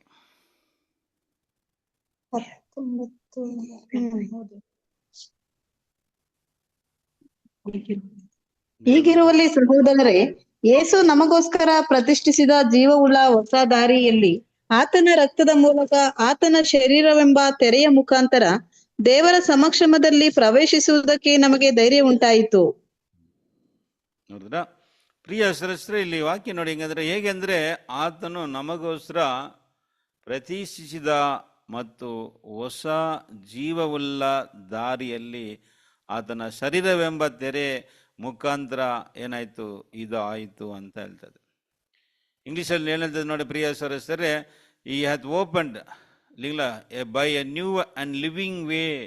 ಇಲ್ಲಿ ಕೂಡ ನೋಡಿ, ಕರ್ತನಾದ ಯೇಸು ಕ್ರಿಸ್ತನು ಈ ಭೂಮಿಯಲ್ಲಿ ಬಂದು 33.5 ವರ್ಷ 33.5 years ಯಾವ ರೀತಿಯಾದಂಥ ಜೀವನ ಮಾಡಿದ್ರು, ಯಾವ ರೀತಿಯಾದಂಥ ಜೀವನವನ್ನು ನಡೆಸಿದ್ರು ಈ ಭೂಮಿಯಲ್ಲಿ ಅಂದರೆ, ದೇವರಿಗೆ ವಿಧೇಯನಾಗಿ, ದೇವರ ಮಾತಿಗೆ ವಿಧೇಯನಾಗಿ ತನ್ನ ಜೀವವನ್ನೇ ಏನು ಮಾಡಿದ್ರು, ದೇವರಿಗೆ ಅರ್ಪಿಸಿ ಒಂದು ಪಾಪನೂ ಮಾಡದೆ ಆ ಒಂದು 33 ವರ್ಷ ಜೀವಿಸಿದ್ರು. ನೋಡಿ, ಮೊದಲನೇ ಮಾರ್ಗ ಆದಾಮನು ಓಪನ್ ಮಾಡಿದ ಪಾಪದ ಮಾರ್ಗ, ಈಸಿ, ಕಷ್ಟ ಇಲ್ಲ. ಆದರೆ ಯೇಸು ಸ್ವಾಮಿ ಎರಡನೇ ಮಾರ್ಗವನ್ನು ಓಪನ್ ಮಾಡಿದ್ರು. ಆ ಮಾರ್ಗ ಬಿಕ್ಕಟ್ಟು. ಅಂದರೆ ಈ ಲೋಕದಲ್ಲಿ ನೀತಿಯಾಗಿ ನ್ಯಾಯವಾಗಿ ಜೀವಿಸುವುದು ತುಂಬಾ ಕಷ್ಟ. ಆದರೆ ಯೇಸು ಕ್ರಿಸ್ತ ಅದಕ್ಕಿಂತ ಹೆಚ್ಚಾಗಿ ಏನು ಮಾಡಿದ್ರು, ಜೀವಿಸಿದ್ರು. ನೀತಿ ನ್ಯಾಯ ಮಾತ್ರ ಅಲ್ಲ ಪ್ರಿಯ ಸರಸರೇ, ಅದಕ್ಕಿಂತ ಹೆಚ್ಚಾದದು ಅಂದರೆ ಏನಪ್ಪ ಅಂದರೆ ತನ್ನ ಜೀವವನ್ನೇ ತ್ಯಾಗ ಮಾಡಿದ್ರು, ಮನುಕುಲಕ್ಕೆ ತ್ಯಾಗ ಮಾಡಿದ್ರು. ನೀತಿ ತ್ಯಾಗ ಮಾಡಬೇಕಂತ ಹೇಳ್ತಾ ಇಲ್ಲ. ನೀತಿ ಬಂದು ಪಾಪ ಮಾಡಬಾರ್ದು, ಸುಳ್ಳಾಡಬಾರ್ದು, ಕಳ್ತನ ಮಾಡಬಾರ್ದು, ಬೇರೆಯವ್ರ ವಸ್ತುವನ್ನ ಆಸೆ ಪಡಬಾರ್ದು, ಈ ರೀತಿಯಾದಂಥ ಆಜ್ಞೆ ಹೇಳ್ತಾ ಇದೆ. ದೇವರ ಆಜ್ಞೆಗಳೇನು ಹೇಳ್ತದೆ, ವಿಪಚಾರ ಮಾಡಬಾರ್ದು, ಕೊಲೆ ಮಾಡಬಾರ್ದು, ಇದನ್ನೇ ಹೇಳ್ತಾ ಇದೆ ಹೊರತು ನೀನು ಬೇರೆಯವ್ರಿಗೆ ಜೀವ ಕೊಡಬೇಕಂತ ಆಜ್ಞೆ ಹೇಳ್ತಾ ಇಲ್ಲ. ಆದರೆ ಯೇಸು ಸ್ವಾಮಿ ಅದಕ್ಕಿಂತ ಹೆಚ್ಚಾಗಿ ಅಂದರೆ ಪ್ರಿಯರೇ, ಧರ್ಮಶಾಸ್ತ್ರಕ್ಕಿಂತ ಇನ್ನು ಮೇಲಕ್ಕೆ ಹೋಗಿ ತನ್ನ ಜೀವವನ್ನೇನು ಮಾಡಿದ್ರು, ತ್ಯಾಗ ಮಾಡಿದ್ರು. ಅದೇ ಜೀವನ, ಆ ಜೀವನನೇ ಇಲ್ಲಿ ಹೇಳ್ತಾ ಇದ್ದಾರೆ, ಬಿಕ್ಕಟ್ಟಾದ ಮಾರ್ಗ. ಪ್ರಿಯ ಸರಸರೇ, ಒಂದು ವಾಕ್ಯವಾದ ಅದೇ ಎಬ್ರೆದವರಿಗೆ 6ನೇ ಅಧ್ಯಾಯದಲ್ಲಿ 26ನೇ ವಾಕ್ಯ ಕೂಡ ಹೋದ್ರಿ. ಈಬ್ರೂಸ್ 7 ಚಾಪ್ಟರ್ 7ನೇ ಅಧ್ಯಾಯದಲ್ಲಿ 26ನೇ ವಾಕ್ಯವನ್ನು ಓದೋಣ. ಇಬ್ರಿದವರಿಗೆ ಇಂಥವನೇ ನಮಗೆ ಬೇಕಾದ ಮಹಾಯಾಜಕನು ಓದ್ರಿ. ಇಂಥವನೇ ನಮಗೆ ಬೇಕಾದ ಮಹಾಯಾಜಕನು, ಈತನು ಪರಿಶುದ್ಧನು, ನಿರ್ದೋಷಿಯು, ನಿಷ್ಕಳಂಕನು, ಪಾಪಿಗಳಲ್ಲಿ ಸೇರದೆ ಪ್ರತ್ಯೇಕವಾಗಿರುವವನು, ಆಕಾಶ ಮಂಡಲಗಳಿಗಿಂತ ಉನ್ನತವಾಗಿರುವವನು, ಉನ್ನತದಲ್ಲಿರುವವನು ಆಗಿರುವನು. ನೋಡ್ರ ಪ್ರಿಯ ಸರ್, ಸಾಕು ಸಿಸ್ಟರ್. ನೋಡಿ, ಇಂಥವನೇ ನಮ್ಮ ಬೇಕಾದಂತ ಮಹಾಯಾಜಕನು, ಹೈ ಪ್ರೀಸ್ಟ್. ಅವರ ಹೈ ಪ್ರೀಸ್ಟ್ ನಮ್ಮ ಮಹಾಯಾಜಕ ಯಾವ ರೀತಿ ಜೀವಿಸಿದ್ರು ಈ ಲೋಕದಲ್ಲಿ ಅಂದರೆ, ಈತನು ಪರಿಶುದ್ಧನು ಅಂದರೆ ಒಂದು ಪಾಪನು ಮಾಡಿಲ್ಲ, ನಿರ್ದೋಷಿ, ಅವ್ರ ಮೇಲೆ ಯಾವ ಒಂದು ದೋಷನೂ ಇರಲಿಲ್ಲ, ಅಂದರೆ ನಿಷ್ಕಲಂಕನು, ಪಾಪಿಗಳಿಗೆ ಸೇರದೆ ಪ್ರತ್ಯೇಕವಾಗಿರುವನು, ಆಕಾಶ ಮಂಡಲದಲ್ಲಿ ಉನ್ನತದಲ್ಲಿರುವವನು ಆಗಿದ್ದಾನೆ. ಪ್ರಿಯ ಸರಸರೇ, ನಮ್ಮ ಕರ್ತನಾದ ಯೇಸು ಕ್ರಿಸ್ತನು 2ನೇ ಮಾರ್ಗವನ್ನು ಉಂಟು ಮಾಡಿದ್ರು. ಏನಪ್ಪ ಅಂದರೆ ಬಿಕ್ಕಟ್ಟಾದ ಮಾರ್ಗ, ನಾರೆವೈ. ಏನಪ್ಪ ಅಂದರೆ ಜೀವಿಸೋದಕ್ಕೆ ತುಂಬ ಕಷ್ಟ, ತುಂಬ ಬಿಕ್ಕಟ್ಟು. ಯಾಕಂದರೆ ಸುತ್ತಲೂ ಅನೀತಿ, ಸುತ್ತಲೂ ಪಾಪಿಗಳು ಇರುವಂಥ ಮಧ್ಯದಲ್ಲಿ ತಾನು ಒಂದು ಪಾಪ ಕೂಡ ಮಾಡದೆ ಪ್ರಿಯರೇ ನಿಷ್ಕಲಂಕನಾಗಿ, ನಿರ್ದೋಷಿಯಾಗಿ, ಪರಿಶುದ್ಧನಾಗಿ ಏನು ಮಾಡಿದ್ದಾರೆ, ಜೀವಿಸಿದಲ್ಲ. ಆ ಥರ ಜೀವನ ಮಾಡೋದು ಎಷ್ಟು ಕಷ್ಟ ನೋಡಿ. ಬರೀ ನಮ್ಮಿಂದ ಆಗುತ್ತಾ ಅಂತ ಒಂದು ಪ್ರಶ್ನೆ ಮಾಡೋದಾದರೆ ನೋಡಿ, ಒಂದು ದಿನ ಬೇಡ, 1 ಗಂಟೆ ಕೂಡ ನಮ್ಮಿಂದ ಒಂದು ಪಾಪ ಕೂಡ ಮಾಡದೆ ಅಥವಾ ಪಾಪದ ವಿಷಯವಾಗಿ ಯೋಚಿಸದೇ ಇರೋಕ್ಕಾಗಲ್ಲ. ಕಷ್ಟ, ಅಸಾಧ್ಯ ಅದು. ಹೌದು ಪ್ರಿಯರೇ, ಯಾಕಂದರೆ ನಾವು ಹುಟ್ಟಿದ್ದು ಪಾಪದಲ್ಲಿ. ಅದನ್ನೇ ದಾವೀದನು ಹೇಳ್ತಾನೆ, ನನ್ನ ತಾಯಿ ಗರ್ಭದಲ್ಲಿ ಇರಬೇಕಾದ್ರೆ ನಾನೇನು ಪಾಪಿಯಾಗಿದ್ದೀನಿ ಅಂತ ದಾವೀದನು ಹೇಳ್ಬೇಕಾದ್ರೆ ಪ್ರಿಯ ಸರಸರೇ. ಆದರೆ ಈ ಲೋಕದಲ್ಲಿ ಹುಟ್ಟಿ 33 ವರ್ಷ ಒಂದು ಪಾಪನು ಮಾಡದೆ ಜೀವಿಸಿದಂಥ ನಮ್ಮ ಯೇಸು ಕ್ರಿಸ್ತನ ಜೀವನನೇ ಇಲ್ಲಿ ಬಿಕ್ಕಟ್ಟಾದ ಮಾರ್ಗ. ಆದರೆ ಸ್ಯಾಕ್ರಿಫಿಷಿಯಲ್ ಲೈಫ್ ಅಂದರೆ ತ್ಯಾಗ, ಬೇರೆಯವ್ರಿಗೋಸ್ಕರ ತನ್ನ ಜೀವನೇ ಕೊಡುವಂಥ ಒಂದು ತ್ಯಾಗದ ಒಂದು ಜೀವನ ಮಾಡಿದಾರಲ್ಲ, ಆ ಜೀವನ ವಿಷಯವಾಗಿಯೇ ಇಲ್ಲಿ ಬೈಬಲು ಬಿಕ್ಕಟ್ಟು, ಕಷ್ಟಕರವಾದ ಒಂದು ಜೀವನ ಮಾಡೋದು. ಬರೀ ಎಲ್ಲಿ ನಡೆಸ್ತದೆ ಇದು ನೋಡಿ. ಯೇಸುಸ್ವಾಮಿ ಹೋದಂತಹ ಮಾರ್ಗ, ಈ ಮಾರ್ಗವನ್ನು ಓಪನ್ ಮಾಡಿದ್ದು ಯಾರಪ್ಪ ಅಂದರೆ ಯೇಸು ಕ್ರಿಸ್ತನು. ಅದೆಲ್ಲಿ ಹೋಗುತ್ತೆ ಅಂದರೆ ಅದು ಜೀವಕ್ಕೇನಾಗುತ್ತಂತೆ ಹೋಗುತ್ತೆ. ನೀತಿಯ ಮಾರ್ಗವು ಏನು ತರುತ್ತೆ ಅಂದರೆ ಜೀವವನ್ನು ತರುತ್ತದೆ. ವಾಕ್ಯ ಓದನ ಜ್ಞಾನೋಕ್ತಿ 12ನೇ ಅಧ್ಯಾಯದಲ್ಲಿ 28ನೇ ವಾಕ್ಯ ಓದನ. ಪ್ರಾವರ್ಬ್ಸ್ 12 ಚಾಪ್ಟರ್ ವರ್ಸ್ 28 ಓದ್ರಿ. ಧರ್ಮ ಮಾರ್ಗದಿಂದ ಜೀವ ಲಾಭವು, ಆ ಪ್ರಥಮ ಮಾರ್ಗವು ಅಮರಣವೇ. ನೋಡಿದ ಪ್ರಿಯ ಸರಸರೇ, ಜೀವ ಮಾರ್ಗದಲ್ಲಿ ಏನಿದೆ ಅಂದರೆ ಈ ಮಾರ್ಗದಲ್ಲಿ, ನೀತಿಯ ಮಾರ್ಗದಲ್ಲಿ ಜೀವವಿದೆ. ಹೌದು ಪ್ರೀತಿಯ ಸರಸರೇ, ಆ ಮಾರ್ಗದಲ್ಲಿ ಮರಣ ಇಲ್ಲ. ಏನಂದರೆ ನೀತಿಯಾಗಿ ಜೀವಿಸೋದು, ಆ ರೀತಿಯಾದಂಥ ಜೀವನ ಮಾಡಿದಂಥ ನಮ್ಮ ಕರ್ತನಾದ ಯೇಸು ಕ್ರಿಸ್ತನ ಬಗ್ಗೆ ನಾವು ನೋಡ್ತೀವಿ. ನೋಡಿ ಪ್ರಿಯರೇ, ಬೈಬಲಲ್ಲಿ 2 ಆದಾಮ್ ಇದ್ದಾರೆ. ಒಂದು ಆದಾಮನು ವಿಶಾಲವಾದ ಮಾರ್ಗವನ್ನು ಉಂಟು ಮಾಡಿ ಅವರಿಗೆ ಮಾತ್ರ ಅಲ್ಲ, ಅವನು ಅದರಲ್ಲಿ ಪ್ರವೇಶಿಸಿ ಅವನ ಹಿಂದೆ ಅವನ ಒಂದು ಮಕ್ಕಳು ಅಂದರೆ ಮನುಕುಲವು ಪ್ರವೇಶಿಸಿ ಕೊನೆಯದಾಗಿ ಏನಾಗ್ತಾರೆ, ನಾಶನಕ್ಕೆ ಹೋಗ್ತಾರೆ.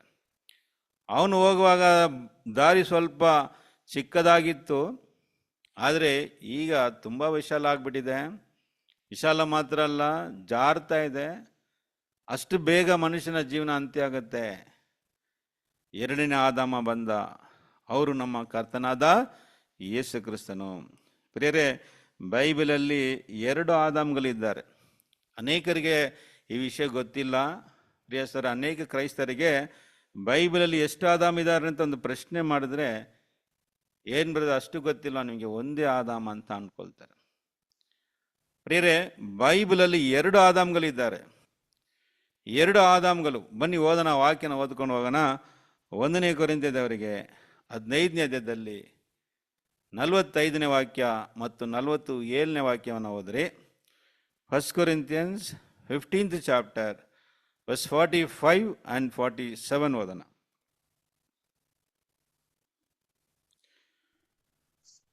ಮೊದಲನೆಯ ಮನುಷ್ಯನಾದ ಆದಾಮನು ಬದುಕುವ ಪ್ರಾಣಿಯಾದನೆಂದು ಬರೆದದೆಯಲ್ಲ, ಕಡೆ ಆದಾಮನು ಬದುಕಿಸುವ ಆತ್ಮನು. 47 ಕೂಡ ಓದ್ರಿ ಸಿಸ್ಟರ್. ಆತ್ಮಿಕವಾದದ್ದು ಮೊದಲನೇದಲ್ಲ, ಪ್ರಾಕೃತವಾದದ್ದು ಮೊದಲನೇದು, ಆಮೇಲೆ ಆತ್ಮಿಕವಾದದ್ದು.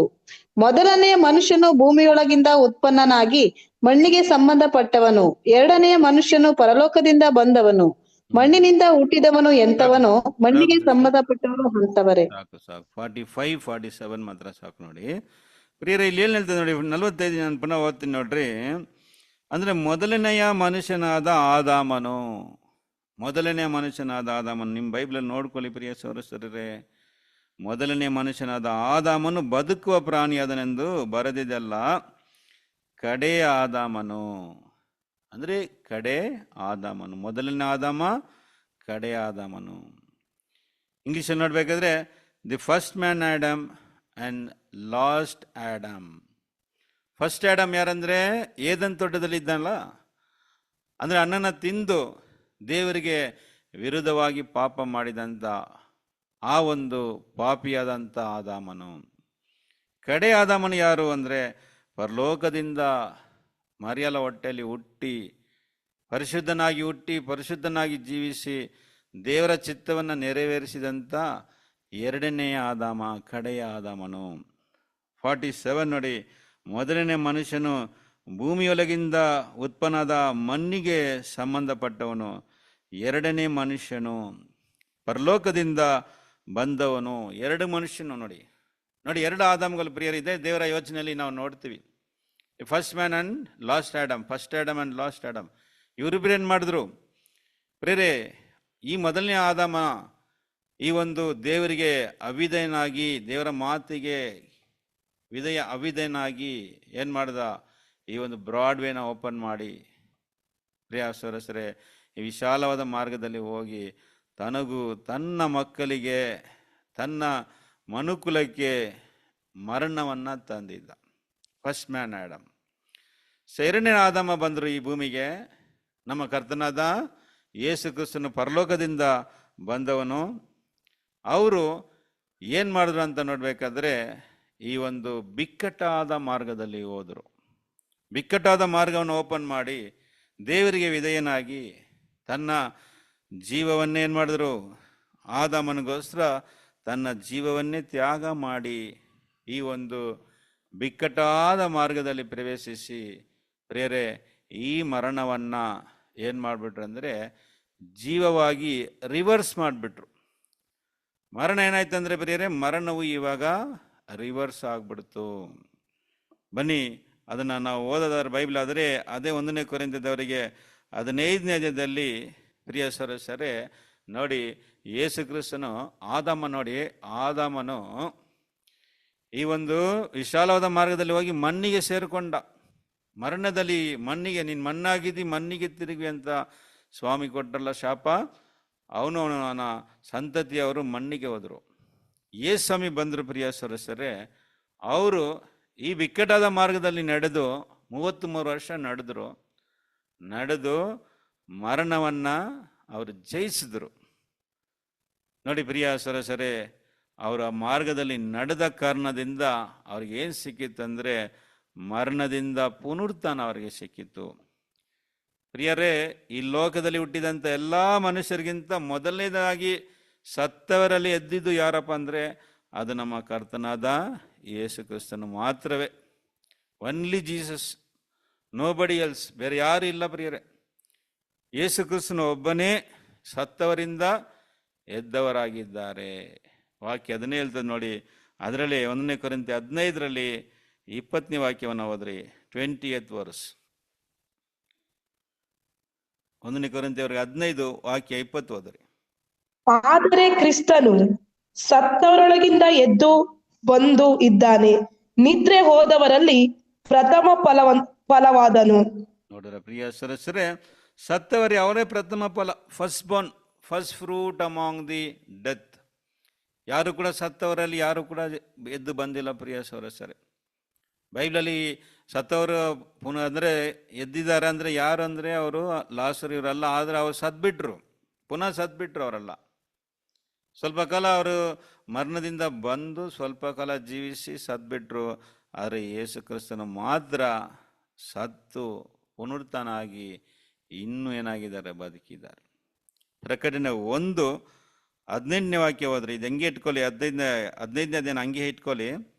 ಪ್ರಕಟಣೆ 1ನೇ ಅಧ್ಯಾಯದಲ್ಲಿ 18ನೇ ವಾಕ್ಯವನ್ನು ಓದೋಣ. ಹೋದ್ರಿ 18th ವರ್ಸ್. ಸತ್ತವನಾದೆನು ಮತ್ತು ಇಗೋ ಯುಗ ಯುಗಾಂತರಗಳಲ್ಲಿಯೂ ಬದುಕುವನಾಗಿದ್ದೇನೆ. ನೋಡಿದ ಪ್ರಿಯ, ಸತ್ರು ಆದರೆ ಈಗ ಯುಗಾಂತರಗಳಿಗೆ ಏನಾಗಿದ್ದಾರೆ, ಬದುಕಿದ್ದಾರೆ, ಬದುಕುವನಾಗಿದ್ದೇನೆ.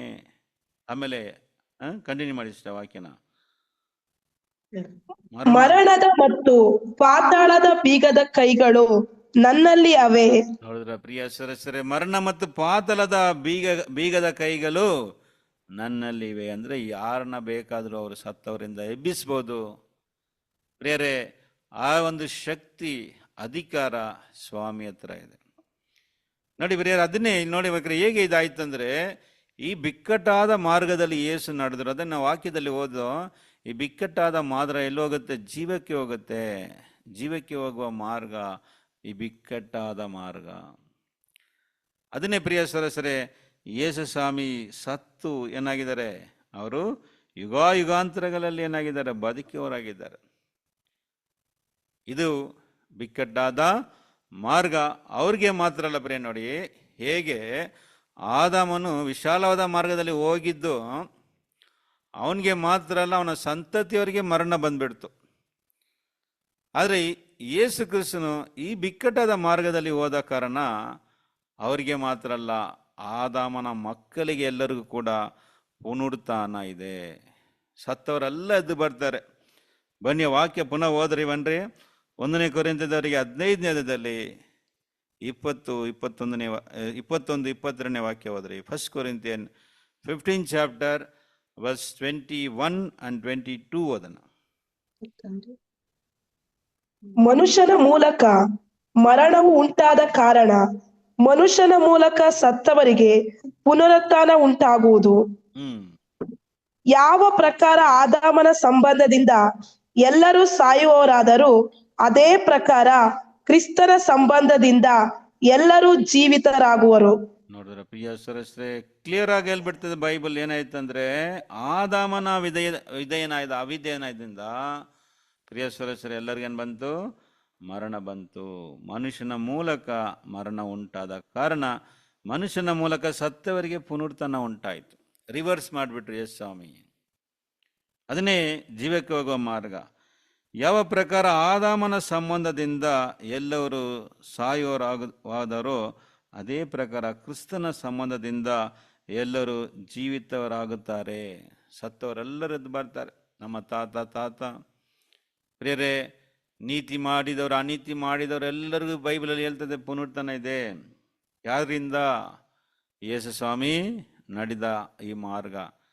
ತನ್ನ ಜೀವವನ್ನೇ ತ್ಯಾಗ ಮಾಡಿದ ಒಂದು ಜೀವನ ಮಾಡಿದಲ್ಲ, ಅದಕ್ಕೆ ಸಿಕ್ಕಿದಂಥ ಫಲ. ಇನ್ನೊಂದು ವಾಕ್ಯವಾದರೆ ಅಪೊಸ್ತಲರ ಕೃತ್ಯಗಳು 15ನೇ ಅಧ್ಯಾಯದಲ್ಲಿ 24ನೇ ಅಧ್ಯಾಯದಲ್ಲಿ 15ನೇ ವಾಕ್ಯವನ್ನು ಹೋದ್ರಿ. Acts of Apostles 24th chapter verse 15 ಓದೋಣ. ಇದಲ್ಲದೆ ನೀತಿವಂತರಿಗೂ ಅನೀತಿವಂತರಿಗೂ ಪುನರುತ್ಥಾನವಾಗುವುದೆಂದು ಇವರು ದೇವರಲ್ಲಿ ನಿರೀಕ್ಷೆ ಇಟ್ಟಿರುವ ಪ್ರಕಾರ ನಾನು ನಿರೀಕ್ಷೆ ಉಳ್ಳವನಾಗಿದ್ದೇನೆ. ಪ್ರಿಯರೇ, ಪೌಲನು ಹೇಳ್ತಾರೆ, ಇದಲ್ಲದೆ ನೀತಿವಂತರಿಗೂ ಅನೀತಿವಂತರಿಗೂ ಪುನರುತ್ಥಾನವಾಗುತ್ತದೆ ಎಂಬುದಾಗಿ ಇವರು ದೇವರಲ್ಲಿ ನಾನು ನಿರೀಕ್ಷೆ ಇಟ್ಟಿರೋ ಪ್ರಕಾರ ನಾನು ನಿರೀಕ್ಷೆ ಇಟ್ಟಿದ್ದೇನೆ ಅಂತ ಪೌಲರು ಹೇಳ್ತಾರೆ. ಯಾರಿಗೆ ಪುನರುತ್ಥಾನ ಅಂದರೆ ಎಲ್ಲರಿಗೆ. ಆದಾಮನ ಸಂಬಂಧದಲ್ಲಿ ಸತ್ತವರಾಗ್ತಾರೆ, ಎಲ್ಲರೂ ಕ್ರಿಸ್ತನ ಸಂಬಂಧದಿಂದ ಎಲ್ಲರೂ ಬದುಕ್ತಾರೆ. ಪ್ರಿಯ ಸರ್, ಯೇಸುಸ್ವಾಮಿ ಶಿಲುವೆ ಮೇಲೆ ಸತ್ತಿದ್ದರಿಂದ, ದೇವರಿಗೆ ವಿಧೇಯನಾಗಿದ್ದರಿಂದ ಎಲ್ಲರಿಗೇನಿದೆ, ಪುನರುತ್ಥಾನ ಇದೆ. ಅದನ್ನೇನೆ ಪೌಲರು ಹೇಳ್ತಾರೆ, ಯಾರಿಗೆ? ನೀತಿವಂತರಿಗೂ ಅನೀತಿವಂತರಿಗೆ ಏನಿದೆ, ಪುನರುತ್ಥಾನ ಇದೆ. ಪ್ರಿಯ ಸರಸರೆ, ಇನ್ನೊಂದು ವಾಕ್ಯ ಹೋದರೆ ಯೋಹಾನ 5ನೇ ಅಧ್ಯಾಯದಲ್ಲಿ 28 ಮತ್ತು 29ನೇ ವಾಕ್ಯ, John 5th chapter verse 28 and 29 ಹೋದ್ರೆ, ಯೋಹಾನ 5. ಆಶ್ಚರ್ಯ ಪಡಬೇಡಿರಿ, ಸಮಾಧಿಗಳಲ್ಲಿರುವವರೆಲ್ಲರೂ ಆತನ ಧ್ವನಿಯನ್ನು ಕೇಳಿ ಎದ್ದು ಹೊರಗೆ ಬರುವ ಕಾಲ ಬರುತ್ತದೆ. ಒಳ್ಳೆಯದನ್ನು ಮಾಡುವವರಿಗೆ ಜೀವಕ್ಕಾಗಿ ಪುನರುತ್ಥಾನವಾಗುವುದು, ಕೆಟ್ಟದ್ದನ್ನು ನಡೆಸುವವರಿಗೆ ತೀರ್ಪಿಗಾಗಿ ಪುನರುತ್ಥಾನವಾಗುವುದು.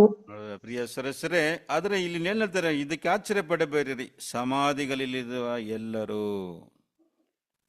ಪ್ರಿಯರೇ, ಇಲ್ಲಿ ವಾಕ್ಯ ಏನಂತಂದ್ರೆ ಸಮಾಧಿಗಳಿರುವಂತ ಎಲ್ಲರೂ. ನೋಡಿ, ಆಲ್. ಪ್ರಾರಂಭದಲ್ಲಿ ನಮ್ಗೆ ಹೇಳಿದೆ, ಪ್ರಿಯರೇ, ಎಲ್ಲರೂ ಏನಾಗ್ತಾ ಇದ್ದಾರೆ? ವಿಶಾಲವಾದ ಮಾರ್ಗದಲ್ಲಿ ಹೋಗ್ತಾ ಇದ್ದಾರೆ. ಅಂದ್ರೆ ವಿಶಾಲ ಮಾರ್ಗದಲ್ಲಿ ಪ್ರವೇಶಿಸುವವರು ಅನೇಕರಂತ ಬಂತಲ್ಲ, ಅದು ಬಹುಜನ ಅಲ್ಲ, ಅದು ಎಲ್ಲರೂ ಅಂತ ನಾವು ಹೇಳಿದಲ್ಲ. ಹೌದು, ಎಲ್ಲರೂ ಹೋಗ್ತಾರೆ, ಎಲ್ಲ ಎಂಟೈರ್ ಮ್ಯಾನ್ ಕೈಂಡು. ಈಗ ನೋಡಿ, ಇಲ್ಲಿ ಹೇಳ್ತದೆ ಸಮಾಧಿಗಳಲ್ಲಿರುವಂತ ಎಲ್ಲರೂ. ಆದಮನ ಸಂಬಂಧದಿಂದ ಹೇಗೆ ಎಲ್ಲರೂ ಸಾಯ್ತಾರೋ, ಕ್ರಿಸ್ತನ ಸಂಬಂಧದಿಂದ ಎಲ್ಲರೂ, ಆಲ್, ಎಲ್ಲರೇನಾಗ್ತಾರಂತೆ? ಪುನರುತ್ಥಾನ ಆಗ್ತಾರೆ. ಅದನ್ನೇ ಇಲ್ಲಿ ಹೇಳ್ತಾರೆ, ಎಲ್ಲರೂ ಬರ್ತಾರೆ. ಯಾರೆಲ್ಲ ಬರ್ತಾರೆ? ಪ್ರಿಯರೇ, ಎದ್ದು ಬರುವ ಕಾಲ ಬರ್ತದೆ, ಒಳ್ಳೆಯದನ್ನು ಮಾಡಿದವರು ಜೀವಕ್ಕಾಗಿ ಪುನರುತ್ಥಾನವಾಗುತ್ತಾರೆ, ಕೆಟ್ಟದನ್ನು ನಡೆಸಿದವರು ತೀರ್ಪಿಗಾಗಿ ಪುನರುತ್ಥಾನ ಆಗ್ತಾರೆ. ಎಲ್ಲರೂ ಬರ್ತಾರೆ. ತೀರ್ಪು ಅಂದ್ರೆ ಏನಂತ ನಾವು ಹಿಂದ್ಗಡೆ ನೋಡೋಣ. ಸರಿನಾ ಪ್ರಿಯ ಸರಸರೆ? ಸರಿ, ನೆಕ್ಸ್ಟ್ ಪಾಯಿಂಟಿಗೆ ಹೋಗೋಣ. ಗಮನಿಸಿ, ಯೇಸು ಕ್ರಿಸ್ತನು ಈ 33.5 years 33.5 ವರ್ಷ, ಅದರಲ್ಲಿ 2 ಭಾಗ ಇದೆ. ಒಂದು ಅವರು ಹುಟ್ಟಿದ್ರಿಂದ 30 ವಯಸ್ಸುವರೆಗೆ ಒಂದು, ಮತ್ತೆ 30ರಿಂದ 33 ಅವ್ರನ್ನ ದೀಕ್ಷಾಸ್ನಾನ ಮಾಡಿಕೊಂಡು ಸಿಲುಬೆಲಿ ಸಾಯುವವರೆಗೆ ಇದ್ದಂಥ ಒಂದು ಕಾಲ. ಪ್ರಿಯ ಸದಸ್ಯರೇ, ಇದರಲ್ಲೂ ಕೂಡ ಸ್ವಾಮಿ ನಿರ್ದೋಷಿಯಾಗಿ ಪರಿಶುದ್ಧನಾಗಿ ಅವರು ಜೀವಿಸಿ ಶಿಲುಬೆ ಮೇಲೆ ತನ್ನ ಜೀವವನ್ನು ತ್ಯಾಗ ಮಾಡಿದ್ರಿಂದ ತಂದೆ ದೇವರು ಅವ್ರಿಗೆ ಏನು ಕೊಟ್ಟರು? ಜೀವ. ಏನು ಜೀವ? ಪ್ರಿಯ ಸರಸ, ಈಗ ಏನು ಮಾಡೋಣ ಅಂದರೆ, ಈ ಒಂದು ಬಿಕ್ಕಟ್ಟಾದ ಮಾರ್ಗ ಎಲ್ಲಿ ಹೋಗುತ್ತೆ ಅಂದರೆ ಜೀವಕ್ಕೆ ಹೋಗುತ್ತೆ. ಯಾವ ಜೀವಕ್ಕೆ ಹೋಗುತ್ತೆ? ಇದನ್ನು ಸ್ವಲ್ಪ ನಾವು ಏನು ಮಾಡೋಣ, ನಾವು ಸ್ಟಡಿ ಮಾಡೋಣ. ಜೀವ ಅಂದರೆ ನಾವು ಎಲ್ಲ ಜೀವ ಅಂತ ನಾವು ಅಂದ್ಕೊಳ್ತೀವಿ. ಯಾವ ಜೀವ ಅಂತ ಏನು ಮಾಡೋಣ, ಈಗ ಸ್ವಲ್ಪ ಈ ಜೀವಕ್ಕೆ ಹೋಗುತ್ತಲ್ಲ, ಈ ಬಿಕ್ಕಟ್ಟಾದ ಮಾರ್ಗ ಜೀವಕ್ಕೆ ಹೋಗುತ್ತಲ್ಲ, ಆ ಜೀವ ಯಾವ ಜೀವ? ಅದನ್ನು ತಿಳ್ಕೊಳ್ಳೋಕ್ಕೆ ಮುಂಚೆ ಜೀವದಲ್ಲಿರುವಂಥ ವ್ಯತ್ಯಾಸಗಳನ್ನ ಏನು ಮಾಡೋಣ, ಫಸ್ಟ್ ನಾವು ತಿಳ್ಕೊಳ್ಳೋಣ. There are different type of life in the universe. ಈ ಪ್ರಪಂಚದಲ್ಲಿ ನಾನಾ ವಿಧವಾದಂಥ ಜೀವಗಳು ಇವೆ. ಅದರಲ್ಲಿ ಈ ಬಿಕ್ಕಟ್ಟಾದ ಮಾರ್ಗ ಯಾವ ಜೀವಕ್ಕೆ ಹೋಗುತ್ತೆ? ಪ್ರಿಯರೇ, ಈ ಜೀವವನ್ನು ನೋಡಿ, ಒಂದು ವಿಷಯ ನೋಡ್ಕೊಳ್ಳಿ. ಇದನ್ನ ಕಂಡುಹಿಡಿಯೋರು ಸ್ವಲ್ಪ ಜನ ಅಂತ ಹೇಳ್ಬಿಟ್ರು. ಸ್ವಾಮಿ ಕ್ಲಿಯರ್ ಆಗಿ ಹೇಳ್ಬಿಟ್ರು, ಇದನ್ನ ಕಂಡುಹಿಡಿಯೋರು ಸ್ವಲ್ಪ ಜನ, ಅಂದರೆ ಬಿಕ್ಕಟ್ಟಾದ ಮಾರ್ಗನ ಕಂಡುಹಿಡಿಯೋರು ಸ್ವಲ್ಪ ಜನ ಅಂತ ಸ್ವಾಮಿ ಹೇಳ್ಬಿಟ್ರು. ಹೌದು ಪ್ರಿಯರೇ, ಯಾಕೆಂದರೆ ಅದು ತುಂಬ ಬಿಕ್ಕಟ್ಟಾಗಿದೆ. ಕಂಡುಹಿಡಿಯೋರು ತುಂಬ ಸ್ವಲ್ಪನೇ, ಪ್ರವೇಶಿಸೋರು ಇನ್ನೂ ಸ್ವಲ್ಪ, ಕೊನೆಯವರೆಗೆ ಹೋಗೋರು ಇನ್ನೂ ಕಡಿಮೆ ಆಗಿಬಿಡ್ತಾರೆ. ಯೇಸುನ ಹಿಂಬಾಲಿಸೋದು ಅಷ್ಟು ಸುಲಭ ಅಲ್ಲ ಪ್ರಿಯರೇ. ಯೇಸು ಕ್ರಿಸ್ತನ ಹಿಂಬಾಲಿಸೋದು ಅಷ್ಟು ಸುಲಭನಾ? ಅನೇಕರು ಅನ್ಕೊಳ್ತಾರೆ, ಯೇಸು ಕ್ರಿಸ್ತನ ನಾನು ಹಿಂಬಾಲಿಸಿದ್ರೆ ನನ್ನ ಕಷ್ಟ ಎಲ್ಲ ಹೋಗ್ಬಿಡುತ್ತೆ, ನನ್ನ ಸಾಲ ಎಲ್ಲ ತೀರೋಗುತ್ತೆ, ನಾನು ಶ್ರೀಮಂತನಾಗ್ಬಿಡ್ತೀನಿ, ನನಗೇನು ರೋಗ ಬರಲ್ಲ ಅಂತ ಅನೇಕರು ಅನ್ಕೊಳ್ತಾರೆ. ಆದರೆ ಯೇಸು ಕ್ಲಿಯರಾಗಿ ಹೇಳ್ಬಿಟ್ರು, ನನ್ನ ಹಿಂದೆ ಬಂದರೆ ನೀವು ತನ್ನನ್ನೇ ನಿರಾಕರಿಸ್ಕೊಂಡು ಶಿಲ್ಬೆ ಹೊತ್ಕೊಂಡು ನನ್ನ ಹಿಂಬಾಲಿಸ್ಬೇಕೆಂಬುದಾಗಿ ಯೇಸು ಸ್ವಾಮಿ ಕ್ಲಿಯರಾಗಿ ಹೇಳ್ಬಿಟ್ರು. ಮತ್ತಾಯ 16ನೇ ಅಧ್ಯಾಯದಲ್ಲಿ 24ನೇ ವಾಕ್ಯವನ್ನು ಓದ್ರಿ. ಯೇಸನ್ನು ಹಿಂಬಾಲಿಸೋದು ಪ್ರಿಯರೇ ಅದಷ್ಟು ಸುಲಭ ಕಾರ್ಯ ಅಲ್ಲ. ಯಾಕಂದರೆ ಅವರೇ ಹೋಗಿದ್ದು ಬಿಕ್ಕಟ್ಟಾದ ಮಾರ್ಗ, ಅವರಿಂದ ಹೋದರೆ ನಮಗೂ ಕೂಡ ಏನಾಗುತ್ತೆ, ಅದು ಇನ್ನೂ ಬಿಕ್ಕಟ್ಟಾಗಿರ್ತದೆ. ಅವರು ಒಂದು ಪರಿಪೂರ್ಣ ಮನುಷ್ಯನಾಗಿ ಸ್ವಾಮಿ ಭೂಮಿಗೆ ಬಂದು ದೇವರ ಬಲದಿಂದ ಅವರು ಮಾರ್ಗದಲ್ಲಿ ನಡೆದ್ರು. ನಾವು ಪ್ರಿಯರೇ ಬಲಹೀನರು. ನೋಡಿ, ನಮಗೂ ಇನ್ನೇನಾಗುತ್ತದೆ, ಇನ್ನೂ ಕಷ್ಟ ಆಗಿರ್ತದೆ. ಬನ್ನಿ ಓದೋಣ, ಬನ್ನಿ ವಾಕ್ಯ. ಮತ್ತಾಯ 16ನೇ ಅಧ್ಯಾಯದಲ್ಲಿ 24ನೇ ವಾಕ್ಯವನ್ನು ಓದ್ರಿ. ಯಾವನಿಗಾದರೂ ನನ್ನ ಹಿಂದೆ ಬರುವುದಕ್ಕೆ ಮನಸ್ಸಿದ್ದರೆ ಅವನು ತನ್ನನ್ನು ನಿರಾಕರಿಸಿ ತನ್ನ ಶಿಲುಬೆಯನ್ನು ಹೊತ್ತುಕೊಂಡು ನನ್ನ ಹಿಂದೆ ಬರಲಿ. ನೋಡ್ರ ಪ್ರಿಯ, ಇದನ್ನೇ ಕಂಡೀಷನ್ ಆಗ್ಬಿಟ್ರು. ಯೇಸಮಿನ ಈ ಮಾರ್ಗವನ್ನ ಕಂಡುಹಿಡಿಯೋದು ಸ್ವಲ್ಪ ಜನ ಅಂತ ಹೇಳ್ಬಿಟ್ಟಲ್ಲ. ಏನ್ ಬದಾರಂದ್ರೆ ಪ್ರಿಯರೇ, ಎಂಟೈರ್ ಲೋಕದಲ್ಲಿ ಕ್ರೈಸ್ತರು ಎಷ್ಟಿದ್ದಾರೆ ಅಂತ ಒಂದು ಲೆಕ್ಕ ತಗೊಂಡ್ರೆ 33.5% ಇದೆ. 33% ಒಂದು ಮ್ಯಾಕ್ಸಿಮಮ್ ಒಂದು ರಫ್ ಕ್ಯಾಲ್ಕುಲೇಷನ್. ಪ್ರಿಯರೇ, ಯೇಸು ಸ್ವಾಮಿ ಒಬ್ಬನೇ ಮಾರ್ಗ ಅಂತ ಈ ತಿಳಿದಿರುವಂಥವ್ರು ಎಷ್ಟು ಜನ ಇದ್ದಾರೆ ಅಂದರೆ ಓನ್ಲಿ 33%. ಲೋಕದಲ್ಲಿ ಮಿಕ್ಕವರೆಲ್ಲ ನೋಡ್ಬೇಕಾದ್ರೆ ಮುಸ್ಲಿಮ್ಸು, ಬುದ್ಧಿಸ್ಟು, ಹಿಂದೂಸು ಈ ರೀತಿಯಾದಂಥ ಬೇರೆ ಬೇರೆ ಮಾರ್ಗದಲ್ಲಿ ಹೋಗ್ತಾ ಇದ್ದಾರೆ. ಆದರೆ ಜೀವಕ್ಕೆ ಹೋಗುವಂಥ ಮಾರ್ಗ ಒಂದೇ ಮಾರ್ಗ, ಬೈಬಲ್ ದ ಒನ್ಲಿ ವೇ. ಆ ಮಾರ್ಗ ಯಾರಂದರೆ ಯೇಸು ಸ್ವಾಮಿ. ಯೇಸು ಕ್ಲಿಯರ್ ಆಗಿಬಿಟ್ಟು, ನಾನೇ ಮಾರ್ಗವು ಸತ್ಯವು ಜೀವವಾಗಿದ್ದೇನೆ, ನನ್ನ ಹೊರತು ಯಾರು ಕೂಡ ತಂದೆಯ ಬಳಿಗೆ ಹೋಗಲಾರನು ಅಂತ ಹೇಳ್ಬಿಟ್ರು. Nobody will go to father except Jesus, is the way, the truth and life. ಅವರೇ ಜೀವ, ಅವರೇ ಮಾರ್ಗ. ಮಾರ್ಗ ಅಂದ್ರೆ ಏನಪ್ಪ ಅಂದರೆ ಅವ್ರ ಥರ ಜೀವಿಸೋದು. ಬರೀ ಅನೇಕರು ಏನು ಅನ್ಕೋತಾರೆ, ಯೇಸು ಸ್ವಾಮಿನೇ ಮಾರ್ಗ ಅಂದರೆ ಏನು ಅನ್ಕೊಳ್ತಾರೆ ಅಂದರೆ, ಏನೋ ಮಾರ್ಗ ಅಂದರೆ ಏನೋ ಅನ್ಕೋಬೇಡ, ಲಿಟ್ರಲ್ ಆಗಿ ತಗೋಬಿಡ್ತಾರೆ. ಅಲ್ಲ ಪ್ರಿಯರೇ, ಯೇಸು ಥರ ಜೀವನ ಮಾಡೋದು. ನಾನೇ ಮಾರ್ಗ ಅಂದರೆ ಏನಪ್ಪ ಅಂದರೆ, ಅವರು ಹೇಗೆ ಈ ಭೂಮಿಯಲ್ಲಿ ಜೀವಿಸ್ತರು, ಪರಿಶುದ್ಧರಾಗಿಯೂ ನಿಷ್ಕಲಂಕನಾಗಿ ಜೀವಿಸ್ತಾರೆ, ಆ ರೀತಿಯಾಗಿ ಜೀವಿಸೋ. ನೀವು ಇವಾಗ ಹೇಳೋದಾದ್ರೆ ಈ ಮಾರ್ಗದಲ್ಲಿ ನಡೆಯೋದು ಅಷ್ಟು ಸುಲಭ ಅಂದರೆ ಕಷ್ಟ. ಅದೇ ರೀತಿಯಾದ ಜೀವನನೇ ಯೇಸು ಹೇಳಿದ್ರು, ನಾನೇ ಮಾರ್ಗ. ಪ್ರಿಯ ಸರಸರೇ, ಆ ರೀತಿಯಾಗಿ ಈ ಲೋಕದಲ್ಲಿ ಯೇಸು ಎಂಬ ಒಂದೇ ಮಾರ್ಗನ ಕಂಡಿಡಿದವರು ಸ್ವಲ್ಪ ಜನ, 33% ಇದ್ದಾರೆ ಲೋಕದಲ್ಲಿ ಕ್ರೈಸ್ತರು. ಆದರೆ ನೋಡ್ರಿ, ನಿಜವಾದ ಕ್ರೈಸ್ತರು, ದ ಟ್ರೂ ಕ್ರಿಶ್ಚಿಯನ್ ಅಂದರೆ ಯೇಸು ಕ್ರಿಸ್ತ ಹಾಗೆ ಜೀವಿಸುವರು ಎಷ್ಟಿದ್ದಾರೆ ಅಂದರೆ ತುಂಬಾನೇ, ಇನ್ನೂ ಸ್ವಲ್ಪ ಜನ ಅಂದರೆ ಬೆರಳು ಬಿಟ್ಟು ಏನು ಮಾಡ್ಬೋದು, ಎನಿಸ್ಬೋದು ಅಷ್ಟೇ. ಬರೀ ಕ್ರೈಸ್ತರಿದ್ದಾರೆ. ನಾವು ಕೂಡ ನೋಡಿ, ನಾವು ಕೂಡ ನಿಜವಾಗಿ ಯೇಸನ್ನ ಹಿಂಬಾಲಿಸ್ತಾ ಇದ್ದೀವಿ ಅಂತ ಮನಸ್ಸಲ್ಲಿ ಕೈ ಇಟ್ಕೊಂಡು ಹೇಳೋದಾದರೆ ಖಂಡಿತ ಇಲ್ಲ ಅಂತಲೇ ನಮ್ಮ ಮನಸ್ಸಾಕ್ಷಿ ಏನು ಮಾಡುತ್ತೆ, ಹೇಳುತ್ತೆ. ಯಾಕೆಂದರೆ ನಮ್ಮಿಂದ ಕೂಡ ಕಷ್ಟ ಆಗ್ತದೆ, ನಾವು ಕೂಡ ಪ್ರಯತ್ನ ಪಡ್ತಾ ಇದೀವಿ ಅಷ್ಟೇ ಹೊರತು ನಾವು ಯೇಸು ಸ್ವಾಮಿನ ಏನು ಮಾಡ್ತಾ ಇಲ್ಲ, ಸಂಪೂರ್ಣವಾಗಿ ಹಿಂಬಾಲಿಸ್ತಾ ಇಲ್ಲ. ಟ್ರೈ ಮಾಡ್ತಾ ಇದೀವಿ, ಟ್ರೈಯಿಂಗ್ ಟು ಫಾಲೋ ಜೀಸಸ್. ಮನಸ್ಸಿದೆ, ಆದರೆ ಮಾಂಸ ನನಗೇನು ಮಾಡ್ತಾ ಇದೆ, ಅಡ್ಡಿ ಮಾಡ್ತಾ ಇದೆ. ಅದನ್ನು ನಾನು ನಿರಾಕರಿಸಿ ನಡೆಯೋದು ಕಷ್ಟ ಆಗ್ಬಿಟ್ಟಿದೆ. ಸರಿ ನೋಡಿ ಪ್ರಿಯರೇ, ಅದನ್ನೇ ಇಲ್ಲಿ ನಾವು ನೋಡ್ತೀವಿ. ಈ ಒಂದು ಮಾರ್ಗವನ್ನು ಕಂಡುಹಿಡಿಯೋರು ಸ್ವಲ್ಪ ಜನ ನೋಡಿ ಪ್ರಿಯ, only few will find it. ಕಂಡುಹಿಡಿಯೋದೇ ಕಷ್ಟ ಅಂದರೆ ಅದು ನಡೆಯೋದು ಇನ್ನ ಕಷ್ಟ. ಕ್ರೈಸ್ತರಾಗಿರೋದು ದೊಡ್ಡದಲ್ಲ ಪ್ರಿಯರೇ, ಕ್ರಿಶ್ಚಿಯನ್ ಆಗಿ ಅಂದರೆ ಕ್ರಿಸ್ತನನ್ನು ಹಿಂಬಾಲಿಸೋದೇ ಅಲ್ಲಿ ದೊಡ್ಡ ಕಾರ್ಯ. ಯಾಕಂದರೆ ಯೇಸು ಸ್ವಾಮಿ ಹೇಳ್ಬಿಟ್ರು. ಮತ್ತೆ ಇದ್ರ ಓದ ಈ ವಾಕ್ಯ ಇನ್ನೊಂದ್ಸರಿ ಓದ್ರಿ sister, 16 chapter verse 24, Matthew 16 verse 24. ಇನ್ನೊಂದ್ಸರಿ ಓದೋಣ. ಯಾವನಿಗಾದರೂ ನನ್ನ ಹಿಂದೆ ಬರುವುದಕ್ಕೆ ಮನಸ್ಸಿದ್ದರೆ ಅವನು ತನ್ನನ್ನು ನಿರಾಕರಿಸಿ ತನ್ನ ಶಿಲುಬೆಯನ್ನು ಹೊತ್ತುಕೊಂಡು ನನ್ನ ಹಿಂದೆ ಬರಲಿ. ನೋಡ್ರಿ, ತನ್ನನ್ನು ನಿರಾಕರಿಸ್ಬೇಕಂದ್ರೆ ಏನು ಅಂದ್ರೆ ಪ್ರಿಯರೇ, ನನಗೆ ಅನೇಕ ಆಶೆಗಳಿರ್ತದೆ. ನಾನು ಒಂದು ದೊಡ್ಡ ಮನೆ ಮಾಡ್ಕೋಬೇಕು, ದೊಡ್ಡ ಶ್ರೀಮಂತನಾಗಬೇಕು, ನಾನು ದೊಡ್ಡ ಒಂದು ಎಜುಕೇಟೆಡ್ ಆಗಿರ್ಬೇಕು, ಒಂದು ಸ್ಪೋರ್ಟ್ಸ್ ಮ್ಯಾನ್ ಆಗಬೇಕು. ಈ ರೀತಿಯ ಅನೇಕ ಕನಸುಗಳಿರ್ತದೆ ಲೋಕದಲ್ಲಿರುವಂಥ ಕನಸುಗಳು. ಅದಲ್ಲೆಲ್ಲ ನಿರಾಕರಿಸ್ಬಿಟ್ಟು ಶಿಲ್ಬೆ ಅಂದರೆ ಪ್ರಿಯರೇ, ಯೇಸು ಮೂಲಕ ಬರುವಂಥ ಹಿಂಸೆಗಳು, ಕಷ್ಟ ಸಂಕಟಗಳು, ಇವುಗಳೆಲ್ಲ ನಾವು ಸಹಿಸ್ಕೊಂಡು ಯೇಸು ಸ್ವಾಮಿನ ಹಿಂಬಾಲಿಸ್ಬೇಕು. ಹಿಂಬಾಲಿಸೋದಂದ್ರೆ ಏನು? ಯೇಸು ಸ್ವಾಮಿ ಹೇಳಿದ ಮಾತಿನ ಪ್ರಕಾರ ಜೀವಿಸೋದು. ಯೇಸು ಸ್ವಾಮಿ ಹೇಳಿದ್ರು, ನಿಮ್ಮ ವೈರಿಗಳನ್ನ ಪ್ರೀತಿಸಿ, ಯಾರಾದರೂ ನಿಮ್ಮನ್ನು ಬಲಗನ್ನೆಗೆ ಹೊಡೆದ್ರೆ ಎಡಗನ್ನೇನು ಮಾಡಿ ಕನ್ನೆಯನ್ನು ತೋರಿಸಿ ಅಂತ ಯೇಸು ಸ್ವಾಮಿ ಹೇಳಿದ್ರಲ್ಲ. ಆ ರೀತಿಯಾಗಿ ಜೀವಿಸೋದು ಈ ಸಾಧ್ಯನಾ? ನಮ್ಮ ವೈರಿಗಳನ್ನ ಪ್ರೀತಿಸ್ಬೇಕಂತ ನೋಡಿ ಪ್ರಿಯರೇ. ನಮ್ಮಿಂದ ನಮ್ಮ ಸಹೋದರನ್ನ ಪ್ರೀತಿಸಕ್ಕೆ ಆಗ್ತಾ ಇಲ್ಲ. ಆದರೆ ಯೇಸು ಸ್ವಾಮಿ ಹೇಳ್ತಾ ಇದ್ರೆ, ವೈರಿಗಳನ್ನ ಪ್ರೀತಿಸಿ, ನಿಮ್ಗೆ ಯಾರಾದರೂ ನಿಮ್ಮನ್ನ ಶಪಿಸಿದ್ರೆ ಅವ್ರನ್ನ ಆಶೀರ್ವದಿಸಿ, ನಿಮಗೆ ಕೆಟ್ಟದನ್ನು ಮಾಡೋರಿಗೆ ನೀವು ಒಳ್ಳೆಯದನ್ನು ಮಾಡ್ರಿ, ನಿಮ್ಗೆ ಹಿಂಸೆ ಕೊಡೋರಿಗೆ ನೀವು ಪ್ರಾರ್ಥನೆ ಮಾಡ್ರಿ ಅಂತ ಯೇಸು ಸ್ವಾಮಿಗೆ ಹೇಳಿದ ಮಾತು ನೋಡಿ ಎಷ್ಟು ಕಷ್ಟ. ಅದು ಬಿಕ್ಕಟ್ಟು. ಆ ಮಾರ್ಗದಲ್ಲಿ ನಡೆಯೋದು ಬಿಕ್ಕಟ್ಟಾಗಿದೆ. ಇನ್ನೊಂದು ವಾಕ್ಯನ ಹೋದ್ರಿ, ಲೂಕನ ಸ್ವಾರ್ತೆ 14ನೇ ಅಧ್ಯಾಯದಲ್ಲಿ 25ರಿಂದ ಕೆಲವು ವಾಕ್ಯಗಳನ್ನ ಓದ್ರಿ. Luke 14 chapter verse 25 onwards.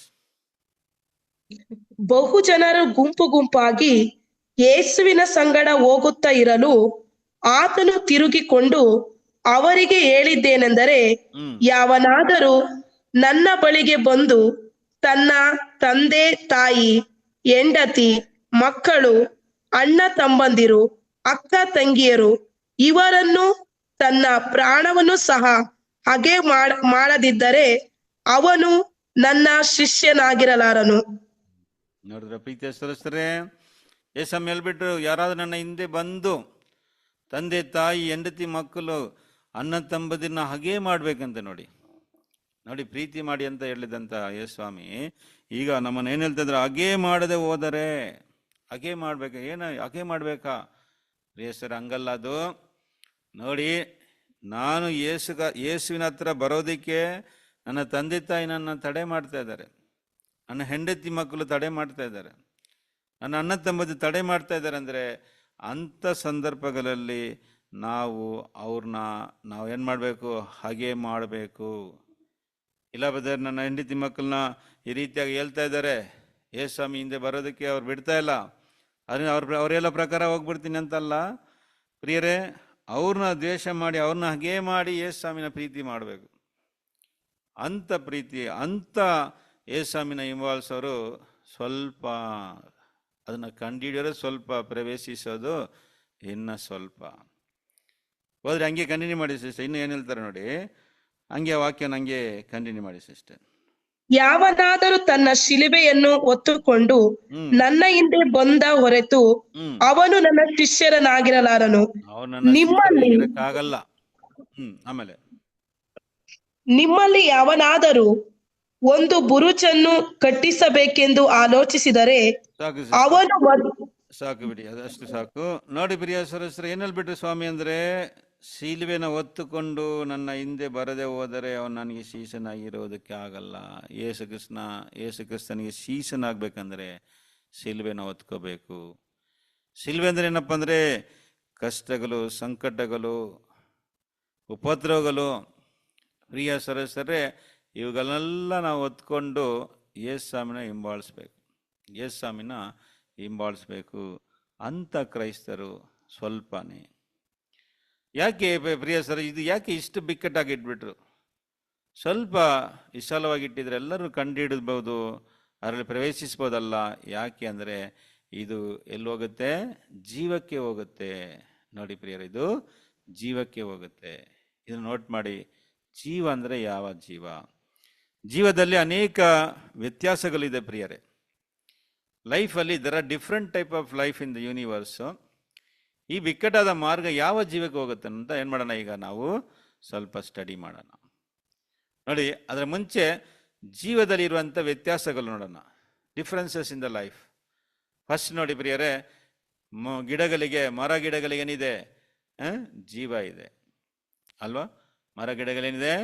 ಜೀವ ಇದೆ. ಯಾಕೆಂದರೆ ಅದು ಬೆಳೀತದೆ, ಹಣ್ಣು ಕೊಡುತ್ತದೆ, ಅದಕ್ಕೆ ಜೀವ ಇದೆ. ಆದರೆ ಮೃಗಗಳಿಗೇನಿದೆ? ಜೀವ ಇದೆ. ಮೃಗಗಳು, ಪಕ್ಷಿಗಳು, ಇವುಗಳೇನಿದೆ? ಜೀವ. ಆದರೆ ಇದೆರಡನ್ನ ಕಂಪೇರ್ ಮಾಡಿದ್ರೆ ಯಾವುದು ದೊಡ್ಡದು? ಯಾವುದು ಬೆಸ್ಟು? ಗಿಡ ಮರಗಳ ಬೆಸ್ಟಾ ಅಥವಾ ಮೃಗಗಳು ಬೆಸ್ಟ್ ಅಂತ ನಾವು ಕಂಪೇರ್ ಮಾಡಿದ್ರೆ ಮೃಗಗಳು. ಯಾಕಂದ್ರೆ ಮೃಗಗಳೇನಿದೆ? ಸ್ವಲ್ಪ ಅದು ಓಡಾಡುತ್ತೆ, ಶಬ್ದ ಮಾಡುತ್ತೆ.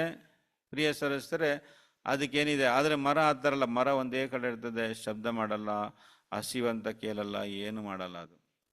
ಅದಕ್ಕೆ ಯಾವ ಒಂದು ಫೀಲಿಂಗ್ಸ್ ಇಲ್ಲ. ಆದರೆ ನೋಡಿ, ಪ್ರಾಣಿಗಳಿಗೇನಿದೆ? ಜೀವದ. ಪ್ರಾಣಿಗಳಲ್ಲಿ ವ್ಯತ್ಯಾಸ ನೋಡಿ. ಈಗ ನೋಡಿ, ಪ್ರಾಣಿಗಳಲ್ಲೇ ಏನಿದೆ? ಗ್ರೇಡ್ಗಳಿದೆ ನೋಡಿ. ಕೆಲವು ಪ್ರಾಣಿಗಳಿಗೆ ಗ್ರೇಡ್ ತುಂಬ ಕಡಿಮೆ ಇದೆ. ಉದಾಹರಣೆಗೆ ಈಗ ನಾಯಿ ನೋಡಿ ಪ್ರಿಯರು, ಯಾರನ್ನ ನಮ್ಮನ್ನ ಬೈಬೇಕಾದ್ರೆ ಯಾರು ನಮ್ಮನ್ನ ನಾಯಿ ಅಂತ ಬೈದ್ಬಿಟ್ರೆ ನಮ್ಗೇನಾಗುತ್ತೆ? ತಕ್ಷಣ ಕೋಪ ಬರ್ತದೆ, ಯಾರನ್ನ ನಾಯಿ ಅಂತ. ಆದರೆ ನಮ್ಮನ್ನ ಯಾರಾದರೂ ಬಂದು ನೀವು ಸಿಂಹ ಥರ, ನೀವು ಹುಲಿ ಅಂತೆ, ನೀವು ಸಿಂಹದಂತೆ ನೀವು ಅಂತ ಯಾರಾದರೂ ನಮ್ಮನ್ನ ಹೇಳಿದ್ರೆ ನಮಗೇನಾಗುತ್ತೆ? ಖುಷಿ ಆಗುತ್ತೆ, ಸಂತೋಷ ಆಗುತ್ತೆ. ಯಾಕಂದರೆ ನಾಯಿ ಅಂದರೆ ಅದು ಲೋವೆಸ್ಟ್ ಅನಿಮಲ್ಲು, ಲೀಸ್ಟ್ ಅನಿಮಲ್. ಅದರಿಂದ ಎಲ್ಲರೂ ನಾಯಿ ಅಂತ ನಮ್ಮನ್ನು ಕರೆಯೋದು. ನಾಯಿ, ಹಂದಿ, ಕತ್ತೆ, ಎಮ್ಮೆ, ಕೋತಿ, ಇವುಗಳೆಲ್ಲ ಏನಿದೆ, ಇವುಗಳೆಲ್ಲ ನಮಗೆ ಇದೆಲ್ಲ ಲೋವೆಸ್ಟ್ ಅನಿಮಲ್ಸು. ಅದು ಯಾರ ನಮ್ಮನ್ನ ಹುಲಿ, ಸಿಂಹ, ಈ ರೀತಿಯಾದಂಥ ಒಂದು ಪ್ರಾಣಿಗಳಿಗೆ ಹೋಲಿಕೆ ಮಾಡಿದ್ರೆ ನಮಗೆ ಸಂತೋಷ. ಅಂದರೆ ಏನಪ್ಪ ಅಂದರೆ ಜೀವದಲ್ಲಿ ಏನಿದೆ ಅಲ್ಲಿ ಘನತೆಗಳಿದೆ. Error honour in the among the beast. ಪ್ರಿಯರೇ, ಅದಕ್ಕಿಂತ ದೊಡ್ಡವನು ಯಾರು ಅಂತ ನೋಡ್ಬೇಕಾದ್ರೆ ಮನುಷ್ಯ. ನೋಡಿ ಪ್ರಿಯರೇ, ಗಿಡ ಮರಗಳು ನಾವು ಭೂಮಿಯಲ್ಲಿ ನೋಡ್ತೀವಿ, ಗಿಡ ಮರಗಳಿದೆ, ಮೃಗಗಳಿದೆ. ಮೃಗಗಳಿಗಿಂತ ಮೇಲಾದ ಜೀವ ಯಾರಿಗೆ ಇದೆ ಅಂದರೆ ಮನುಷ್ಯನಿಗೆ. ಏನು ಆ ವ್ಯತ್ಯಾಸ ಮನುಷ್ಯನಿಗೆ ಅಂದರೆ, ಮನುಷ್ಯನಿಗೆ ಅರಿವು, ನಾಲೆಡ್ಜ್ ಅಲ್ವಾ ಪ್ರಿಯ ಸರಸ್ರೆ. ಅದು ಮಾತ್ರ ಅಲ್ಲ, ಮನುಷ್ಯನ ದೇವರು ಹೇಗೆ ಉಂಟು ಮಾಡಿದ್ರು? ತನ್ನ ಸ್ವರೂಪದಲ್ಲಿ ಉಂಟು ಮಾಡಿದ್ರು. ತನ್ನ ಸ್ವರೂಪದಲ್ಲಿ ಮನುಷ್ಯನ ಉಂಟು ಮಾಡಿದ್ರು ಪ್ರಿಯರೇ. ಅದು ಮಾತ್ರ ಅಲ್ಲ, ಈಗ ನೋಡಿದ್ರಲ್ಲ, ಎಲ್ಲ ಮೃಗಗಳಿಗೆ ಅವನು ಅರಸನು. Is the king of all the life. ಈ ಭೂಮಿಯಲ್ಲಿರುವಂಥ ಎಲ್ಲ ಜೀವಕ್ಕೆ ಅರಸನು ಯಾರಪ್ಪ ಅಂದರೆ ಮನುಷ್ಯ. ಅದನ್ನೇ ಬೈಬಲ್ ಹೇಳ್ತದೆ, ನೋಡೋಣ ಬನ್ರಿ. ಕೀರ್ತನೆ 8ನೇ ಕೀರ್ತನೆಯಲ್ಲಿ 4ರಿಂದ ಕೆಲವು ವಾಕ್ಯಗಳನ್ನ ಓದ್ರಿ ಸಿಸ್ಟರ್. ಸ್ಯಾಮ್ಸ್ 8 verse 4 onwards ಓದೋಣ. ಮನುಷ್ಯನು ಎಷ್ಟು ಮಾತ್ರದವನು, ಅವನನ್ನು ನೀನು ಯಾಕೆ ನೆನೆಸಬೇಕು? ಮಾನವನು ಎಷ್ಟರವನು, ಅವನಲ್ಲಿ ಯಾಕೆ ಲಕ್ಷ್ಯವಿಡಬೇಕು? ಕಂಟಿನ್ಯೂ ಮಾಡಿ ಸಿಸ್ಟರ್. ಅವನನ್ನು ದೇವದೂತರಿಗಿಂತ ಸ್ವಲ್ಪವೇ ಕಡಿಮೆಯಾಗಿ ಮಾಡಿದ್ದೀಯಲ್ಲ. ಪ್ರಭಾವವನ್ನು ಮಾನವನ್ನು ಅವನಿಗೆ ಕಿರೀಟವಾಗಿ ಇಟ್ಟೆ. ಕಂಟಿನ್ಯೂ. ನೀನು ಸೃಷ್ಟಿಸಿದ ಎಲ್ಲಾ ವಸ್ತುಗಳ ಮೇಲೆ ಪ್ರಭುತ್ವವನ್ನು ಅವನಿಗೆ ಅನುಗ್ರಹಿಸಿದ್ದಿ. ನೀನು ಎಲ್ಲಾ ಕುರಿ ದನಗಳನ್ನು ಮಾತ್ರವೇ ಅಲ್ಲದೆ ಕಾಡು ಮೃಗಗಳು, ಆಕಾಶ ಪಕ್ಷಿಗಳು, ಸಮುದ್ರದ ಮೀನುಗಳು, ಅದರಲ್ಲಿ ಸಂಚರಿಸುವ ಸಕಲ ವಿಧವಾದ ಜೀವ ಜಂತುಗಳು, ಇವೆಲ್ಲವನ್ನು ಅವನಿಗೆ ಅಧೀನ ಮಾಡಿದ್ದೀಯಲ್ಲವೇ?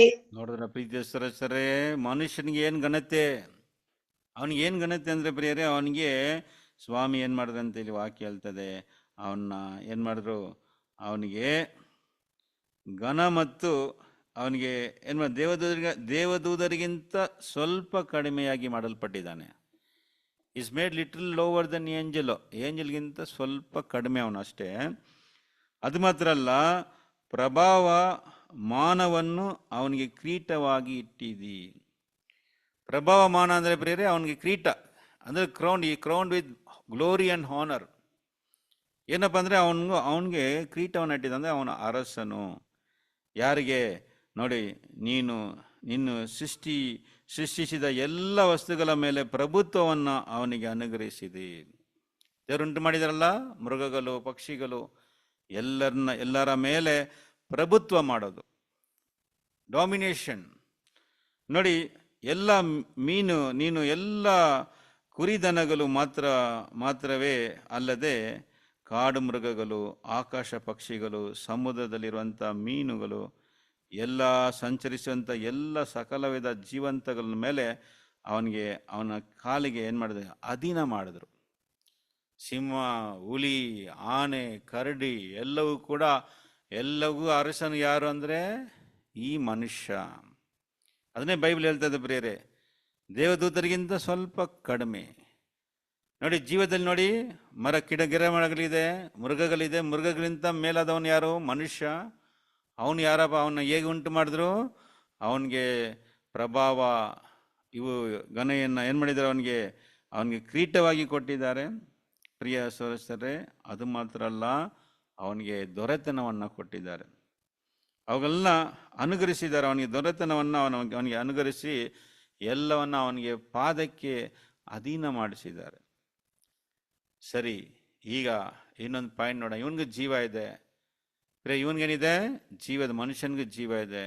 ಮನುಷ್ಯನಿಗೆ ಮೇಲೆ ಬೇರೆ ಯಾವುದಾವುದು ಜೀವ ಇದೆ ಅಂದರೆ ಅದು ದೂತರು. ಈಗಲೇ ಹೋಗಿದ್ದ ಕೀರ್ತನೆ 8 ಓದಿರುವಾಗ ದೇವರು ಮನುಷ್ಯನ ಎಷ್ಟು ಕಡಿಮೆ ಮಾಡಿದ್ದಾರೆ ಅಂದರೆ ದೂತರಿಗಿಂತ ಸ್ವಲ್ಪವೇ ಕಡಿಮೆ ಮಾಡಿದಾರಂತೆ. ಅಲ್ಲ ಪ್ರಿಯರೇ? ಹಾಗಾದರೆ ಮನುಷ್ಯ ದೂತರು ಅಂದರೆ ದೂತರು ಮನುಷ್ಯರಿಗಿಂತ ಸ್ವಲ್ಪ ದೊಡ್ಡವರು, ಮನುಷ್ಯನಿಗಿಂತ ದೊಡ್ಡವರು. ಬಲದಲ್ಲಿ, ಸೌಂದರ್ಯದಲ್ಲಿ, ಶಕ್ತಿ ಅಂದರೆ ಪ್ರಿಯರೇ ಅವ್ರಿಗೆ ಎಷ್ಟು ಶಕ್ತಿ ಇದೆ ಅಂತ ಬೈಬಲಲ್ಲಿ ಹೇಳಲ್ಪಟ್ಟಿದೆ. ಒಂದು ದೂತ ಒಂದೇ ಸಮಯದಲ್ಲಿ 185,000 ಜನರನ್ನ ಸಾಯಿಸ್ಬೋದು ಅವನಿಗೆ, ಅಷ್ಟು ಬಲ ಇದೆ. ಒಂದು ದೂತನ ಶಕ್ತಿ ಎಷ್ಟಿದೆ ಅಂದರೆ ಒನ್ಲಿ ಏಂಜಲ್ ಕ್ಯಾನ್ ಡಿಸ್ಟ್ರಾಯ್ 1,85,000. ಬೈಬಲಲ್ಲಿ ಆಗಿದೆ. ಒಂದು ದೂತ ಒಂದೇ ರಾತ್ರಿಯಲ್ಲಿ 1,85,000 ಜನರನ್ನ ಸಾಯಿಸಿದ್ದಾನೆ, ಸೋಲ್ಜರ್ಸ್ಗಳನ್ನ ಸಾಯಿಸಿದ್ದಾನೆ. ನಮ್ಮಿಂದ ಎಷ್ಟು ಜನರನ್ನ ಸಾಯಿಸೋಕ್ಕಾಗತ್ತೆ? ನಮ್ಮನ್ನ ಎಷ್ಟು ಜನರಿಗೆ ಹೊಡೆಯೋಕ್ಕಾಗತ್ತೆ? ನಮ್ಮ ಶಕ್ತಿ ಕಡಿಮೆ, ನಾವಂತೂ ಹೊಡೆಯೋದಿಲ್ಲ, ಹೊಡೆಯೋಕ್ಕಾಗಲ್ಲ. ಬೇಕಾದರೆ ಏಟ್ ತಗೊಂಡ್ಬರ್ತೀವಿ, ಹೊಡೆಯೋಷ್ಟು ನಮ್ಗೆ ಏನಿಲ್ಲ, ಶಕ್ತಿ ಇಲ್ಲ. ಆದರೆ ಬೈಬಲಲ್ಲಿ ನೋಡ್ತೀವಿ ನಾವು, ಸಿಂಸೋನು 1000 ಜನನ ಹೊಡೆದಿದ್ದಾರೆ. ಆದರೆ ದೂತರ ಶಕ್ತಿ ಅಂದರೆ ಅವರಿಗೆ 1,00,000. ಅಂದರೆ ನಮಗಿಂತ ದೊಡ್ಡವರಾಗಿದ್ದಾರೆ, ಬಲದಲ್ಲಿ, ಸೌಂದರ್ಯದಲ್ಲಿ ನಮಗಿಂತ ಸೌಂದರ್ಯವಾಗಿರ್ತಾರೆ ಅವರು. ಪ್ರಿಯರೇ, ಅದಕ್ಕಿಂತ ಮೇಲಾದವರು ಯಾರಾದರೂ ಇದ್ದಾರೆ? ದೂತರಿಗಿಂತ ಮೇಲೆ ಯಾರಾದರೂ ಇದ್ದಾರಾ ಅಂತ ನಾವು ಬೈಬಲಲ್ಲಿ ಹುಡುಕೋದಾದರೆ ಇದ್ದಾರೆ. ಅವ್ರು ಯಾರಪ್ಪ ಅಂದರೆ ಅವರೇ ತಂದೆಯಾದ ದೇವರು, ಫಾದರ್ ಗಾಡ್. ಬೈಬಲಲ್ಲಿ ಅವ್ರನ್ನ ಏನು ಹೇಳ್ತದೆ ಹೊಸ ಒಡಂಬಡಿಕೆ ಅಂದರೆ ತಂದೆಯಾದಂಥ ದೇವರು. ಫಾದರ್ ಗಾಡ್ ಅಂದರೆ ಪ್ರಿಯರೇ, ಈ ಲೋಕದಲ್ಲಿರುವಂಥ ಎಲ್ಲ ಜೀವಿಗಳಿಗೆ ಅವರೇ ತಂದೆ. The only father. ಫಾದರ್ ಅಂದರೆ ಏನಪ್ಪ ಅಂದರೆ ಜೀವ ಕೊಡೋರು. ಈಗ ನೋಡ್ತಾವಲ್ಲ ಜೀವಗಳು, ದೂತರು, ಮನುಷ್ಯರು, ಮೃಗಗಳು, ಪಕ್ಷಿಗಳು, ಗಿಡ ಮರಗಳು, ಎಲ್ಲ ಜೀವಗಳು ಎಲ್ಲಿಂದ ಬಂತು ಪ್ರಿಯರೇ?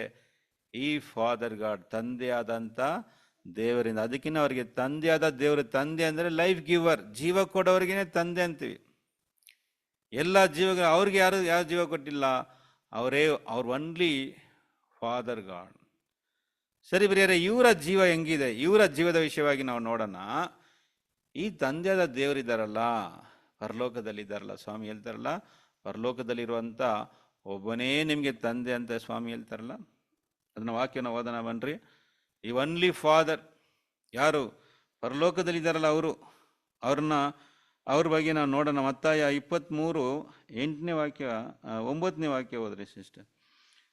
ಮ್ಯಾಥ್ಯೂ 23:9 ಹೋದ್ರೆ, ಪರಲೋಕದಲ್ಲಿರುವಂಥ ತಂದೆ ಅವರು ಎಲ್ಲರಿಗಿಂತ ದೊಡ್ಡವರಾಗಿದ್ದಾರೆ, ದೂತರಿಗಿಂತ ಮೇಲೆ ಆದಂಥ ಜೀವದಲ್ಲಿದ್ದಾರೆ. ವಾಕ್ಯ ಓದೋಣ. 9ನೇ ವಾಕ್ಯ ಹೋದ್ರಿ ಸಿಸ್ಟರ್. 23. ಇದಲ್ಲದೆ ಭೂಲೋಕದಲ್ಲಿ ಯಾರನ್ನು ನಮ್ಮ ತಂದೆ ಎಂದು ಕರೆಯಬೇಡಿರಿ, ಪರಲೋಕದಲ್ಲಿರುವಾತನೊಬ್ಬನೇ ನಿಮಗೆ ತಂದೆ. ಮತ್ತು ಸಾಕು ಸಿಸ್ಟರ್, ಸಾಕು, 9 ಮಾತ್ರ ಸಾಕು. ನೋಡಿ ಪ್ರೇರೆ, ಇಲ್ಲಿ ವಾಕ್ಯ ಏನ್ ಹೇಳ್ತದೆ ನೋಡಿ. ಭೂಲೋಕದ ಯಾರನ್ನ ತಂದೆ ಅಂತ ಕರಿಬೇಡ್ರಿ, ಪರಲೋಕದಲ್ಲಿರುವ ಒಬ್ಬನೇ, ಪರಲೋಕದಲ್ಲಿರುವ ಆತನೊಬ್ಬನೇ ನಿಮ್ಗೇನಾಗಿದ್ದಾರೆ? ನಿಮಗೆ ತಂದೆ. Only God which is in heaven is the father. ಪ್ರಿಯ ಸರಿ, ಅವರು ಹೆಂಗಿದ್ದಾರೆ? ಅವ್ರು ನೋಡಿ, ದೂತರಿಗಿಂತ ಮೇಲೆ ಯಾರಿರೋದಂತ ನೋಡ್ಬೇಕಾದ್ರೆ ತಂದೆಯಾದ ದೇವರು. ಯಾಕೆ ತಂದೆಯಾದ ದೇವರು? ಪ್ರಿಯ ಸರಸರೇ, ಅವರೇ ಎಲ್ಲ ಜೀವಕ್ಕೆ ಕಾರಣ. ಎಲ್ಲ ಜೀವ ಎಲ್ಲಿಂದ ಬಂತಂದ್ರೆ ಇವರಿಂದನೇ ಬಂತು. ಸರಿ, ಅವ್ರ ಬಗ್ಗೆ ನಾವು ಒಂದು ವಾಕ್ಯ ಓದೋಣ ಬನ್ನಿ. ಅವ್ರು ಹೆಂಗಿದ್ದಾರೆ? ಮತ್ತು 1ನೇ ತಿಮೋಥೆಯು 6ನೇ ಅಧ್ಯಾಯದಲ್ಲಿ 16ನೇ ವಾಕ್ಯವನ್ನು ಓದೋಣ. 1 ತಿಮೋಥೆಯು 6:16 ಓದ್ರಿ.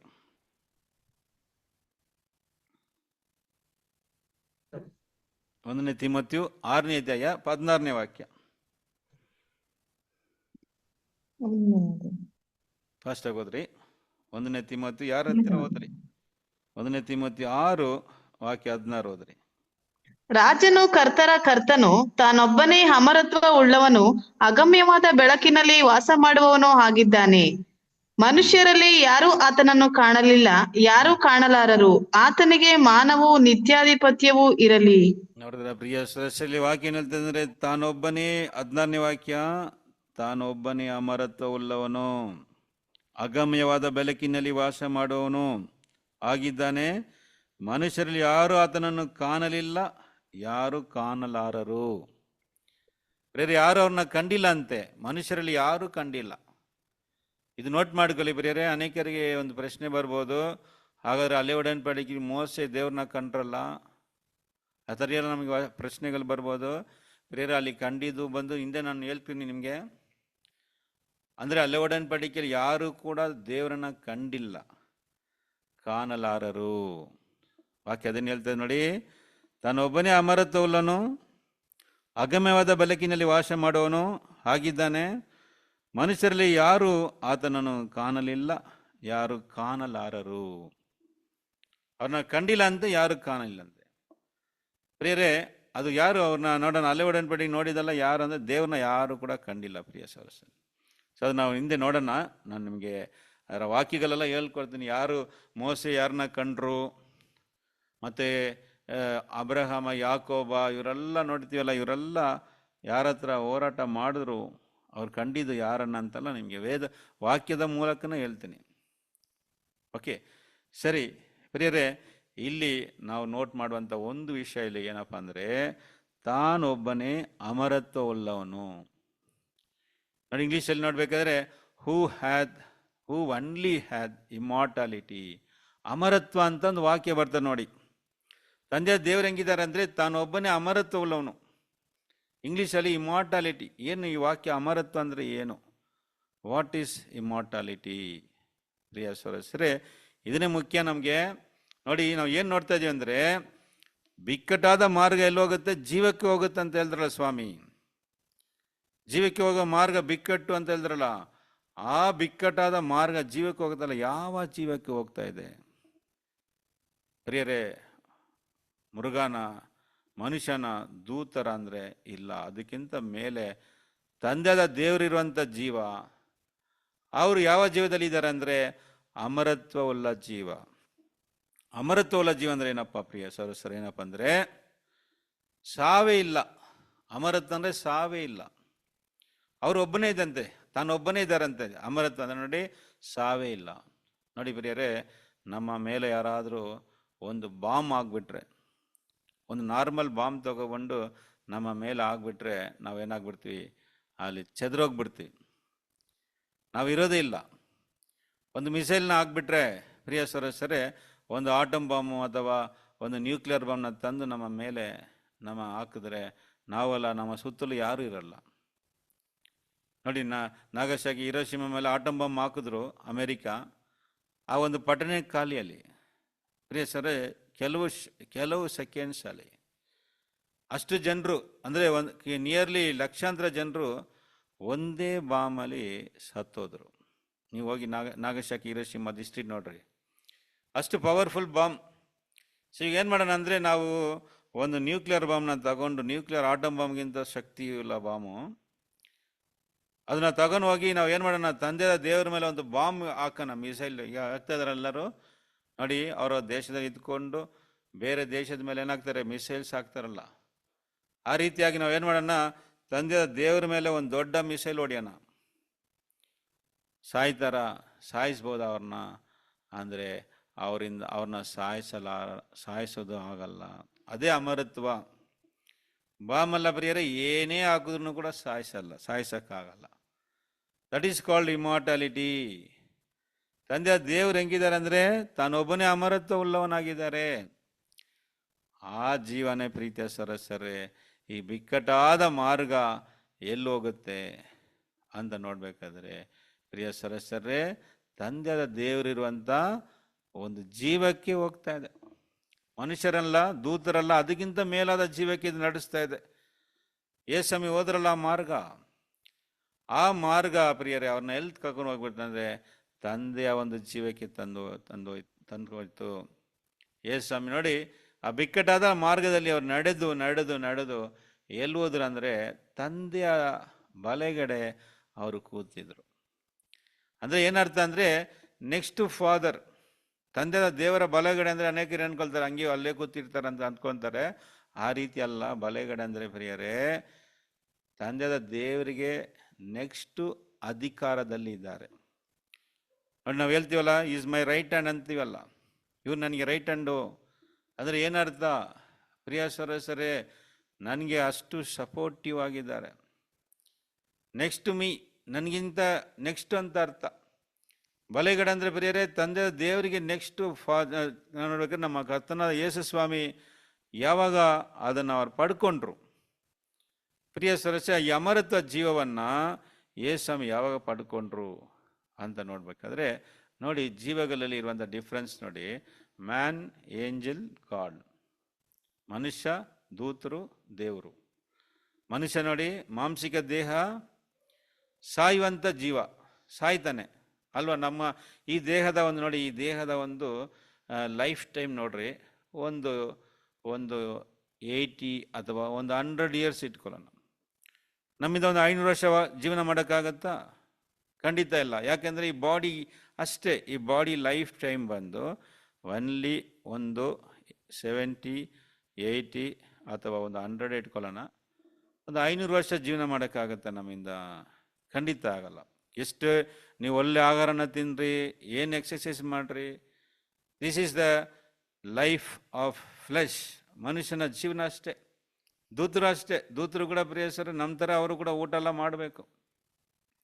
ಬೈಬಲ್ ಹೇಳ್ತಾ ಇದೆ ಅವರು ಕೂಡ ಮನ್ನ ತಿಂತಾ ಇದ್ದಾರೆ ಅಂತ ಬೈಬಲಲ್ಲಿ ಹೇಳ್ತಾ ಇದೆ. ಆದರೆ ತಂದೆ ದೇವ್ರು ಹೆಂಗಿದ್ದಾರೆ ಅಂದರೆ ಪ್ರಿಯಸರ ಅಮರತ್ವ ಜೀವದಲ್ಲಿದ್ದಾರೆ. ಅಂದರೆ ಮನುಷ್ಯ ದೂತರಿಗಿಂತ ಮೇಲು. ಇವರಿಬ್ಬರನ್ನ ಸಾಯಿಸ್ಬೋದು, ಅಳಿಸ್ಬೋದು, ದೂತನ ಅಳಿಸ್ಬೋದು, ಮನುಷ್ಯರನ್ನ ಕೂಡ ಅಳಿಸ್ಬೋದು, ನಾಶನ ಮಾಡ್ಬೋದು. ಆದರೆ ದೇವ್ರನ್ನ ಯಾರಿಂದಲೂ ನಾಶನ ಮಾಡೋಕ್ಕಾಗಲ್ಲ. ಅದನ್ನೇ ಅಮರತ್ವ. ಹಾಗಾದರೆ ಈ ಜೀವ ಅಂದರೆ ಪ್ರಿಯರೇ, ಯೇಸು ಸ್ವಾಮಿ ಹೇಳಿದ್ರಲ್ಲ, ಬಿಕ್ಕಟ್ಟಾದ ಮಾರ್ಗ ಎಲ್ಲೋಗುತ್ತೆ? ಜೀವಕ್ಕೆ ಹೋಗುತ್ತೆ. ಯಾವ ಜೀವ ಅಂದರೆ ಈ ಅಮರತ್ವದ ಜೀವಕ್ಕೆ ಹೋಗುತ್ತೆ. ಸರಿ ಪ್ರಿಯರೇ, ಇದರಲ್ಲಿ ತಾನು ಒಬ್ಬನೇ ಇದ್ರಂತ ಬೈಬಲ್ ಹೇಳ್ತಾ ಇದೆ. ಅಂದರೆ ದೇವರು ಒಬ್ಬರೇ ಇದ್ರು. ಆದರೆ ಫಸ್ಟು ಅದನ್ನು ಯಾರಿಗೆ ಕೊಟ್ಟರು ಅಂತ ನೋಡಬೇಕಾದ್ರೆ ನಮ್ಮ ಯೇಸು ಕ್ರಿಸ್ತನಿಗೆ. ಯಾವಾಗ ಕೊಟ್ಟರು ಅಂದರೆ ಅವರು ಈ ಬಿಕ್ಕಟ್ಟಾದ ಮಾರ್ಗದಲ್ಲಿ ನಡೆದರು. ಅವರು ಈ ಬಿಕ್ಕಟ್ಟಾದ ಮಾರ್ಗದಲ್ಲಿ ನಡೆದು ಅದರಲ್ಲಿ ಅಂತ್ಯ ಮಾಡಿದ್ರು, ಎಂಡ್ ಮಾಡಿದ್ರು, ಫಿನಿಶ್ಡ್. ಎಲ್ಲವೂ ಮುಗೀತಂತ ಹೇಳಿ ಸ್ವಾಮಿ ಹೇಳಿದ್ರಲ್ಲ, ದೇವರು ಕೊಟ್ಟಿದ್ದ ಎಲ್ಲರನ್ನ ನೆರವೇರಿಸಿ ಅದನ್ನ ಅಂತ್ಯ ಮಾಡಿದಾಗ ತಂದೆ ದೇವರ ಜೀವವನ್ನು ಯೇಸು ಸ್ವಾಮಿಗೆ ಕೊಟ್ಟರು. ಈಗ ಅದನ್ನು ನಮಗೂ ಇಟ್ಟಿದ್ದಾರೆ. ಯೇಸು ಸ್ವಾಮಿ ಆ ಹೆಜ್ಜಾಡನ್ನು ಬಿಟ್ಟು ಹೋಗಿದ್ದಾರೆ. ಹೆಜ್ಜಾಡಂದರೆ ಅವರು ಜೀವಿಸಿದಂಥ ಜೀವನ, ಅವ್ರು ಹೇಗೆ ಜೀವಿಸ್ತಾರಲ್ಲ ಆ ಜೀವನದ ಒಂದು ಮಾದರಿಯನ್ನು ನಮಗೆ ಬಿಟ್ಟು ಹೋಗಿದ್ದಾರೆ. ನಾವು ಅದೇ ಮಾರ್ಗದಲ್ಲಿ ನಡೆದರೆ ನಮಗೂ ಕೂಡ ಈ ಅಮರತ್ವ ಜೀವವು ಕೊಡಲ್ಪಡುತ್ತದೆ. ಇದು ಬಿಕ್ಕಟ್ಟು, ಆದರೆ ಕಷ್ಟ, ಆದರೆ ಫಲ ತುಂಬ ಹೆಚ್ಚು. ಯಾವುದು ಕೂಡ ಕಷ್ಟಪಡದೆ ಯಾವುದು ಕೂಡ ಸಿಗೋದಿಲ್ಲ ಅಂತ ಎಲ್ಲರೂ ಹೇಳ್ತಾರಲ್ಲ ಪ್ರಿಯರೇ, ಅದು ನಿಜಾನೇ ಪ್ರಿಯ ಸದಸ್ಯರೇ. ಯಾವುದು ಕೂಡ ಕಷ್ಟಪಡದೆ ಸಿಗೋದಿಲ್ಲ.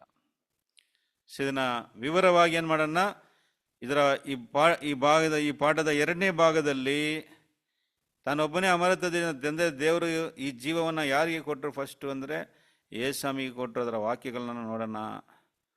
ಮತ್ತು ಅವರಿಗೆ ಮಾತ್ರ ಅಲ್ಲ, ಯೇಸು ಸ್ವಾಮಿಯ ಹೆಜ್ಜಾಡನ್ನು ಹಿಂಬಾಲಿಸುವಂಥ ನಮಗೂ ಕೂಡ ಕೊಡಲ್ಪಡುತ್ತದೆ ಎಂಬುದಾಗಿ ವಾಗ್ದಾನಗಳು ಮಾಡಲ್ಪಟ್ಟಿದೆ. ಮತ್ತು 3ನೇ ಮಾರ್ಗದ ಬಗ್ಗೆ ನಾವು ಈ ಪಾಠದ 2ನೇ ಭಾಗದಲ್ಲಿ ಏನು ಮಾಡೋಣ, ನಾವು ಧ್ಯಾನ ಮಾಡೋಣ. ಸೊ ದೇವರು ಈ ಒಂದು ವಾಕ್ಯವನ್ನು ಆಶೀರ್ವದಿಸಲಿ. ಆಮೇನ್.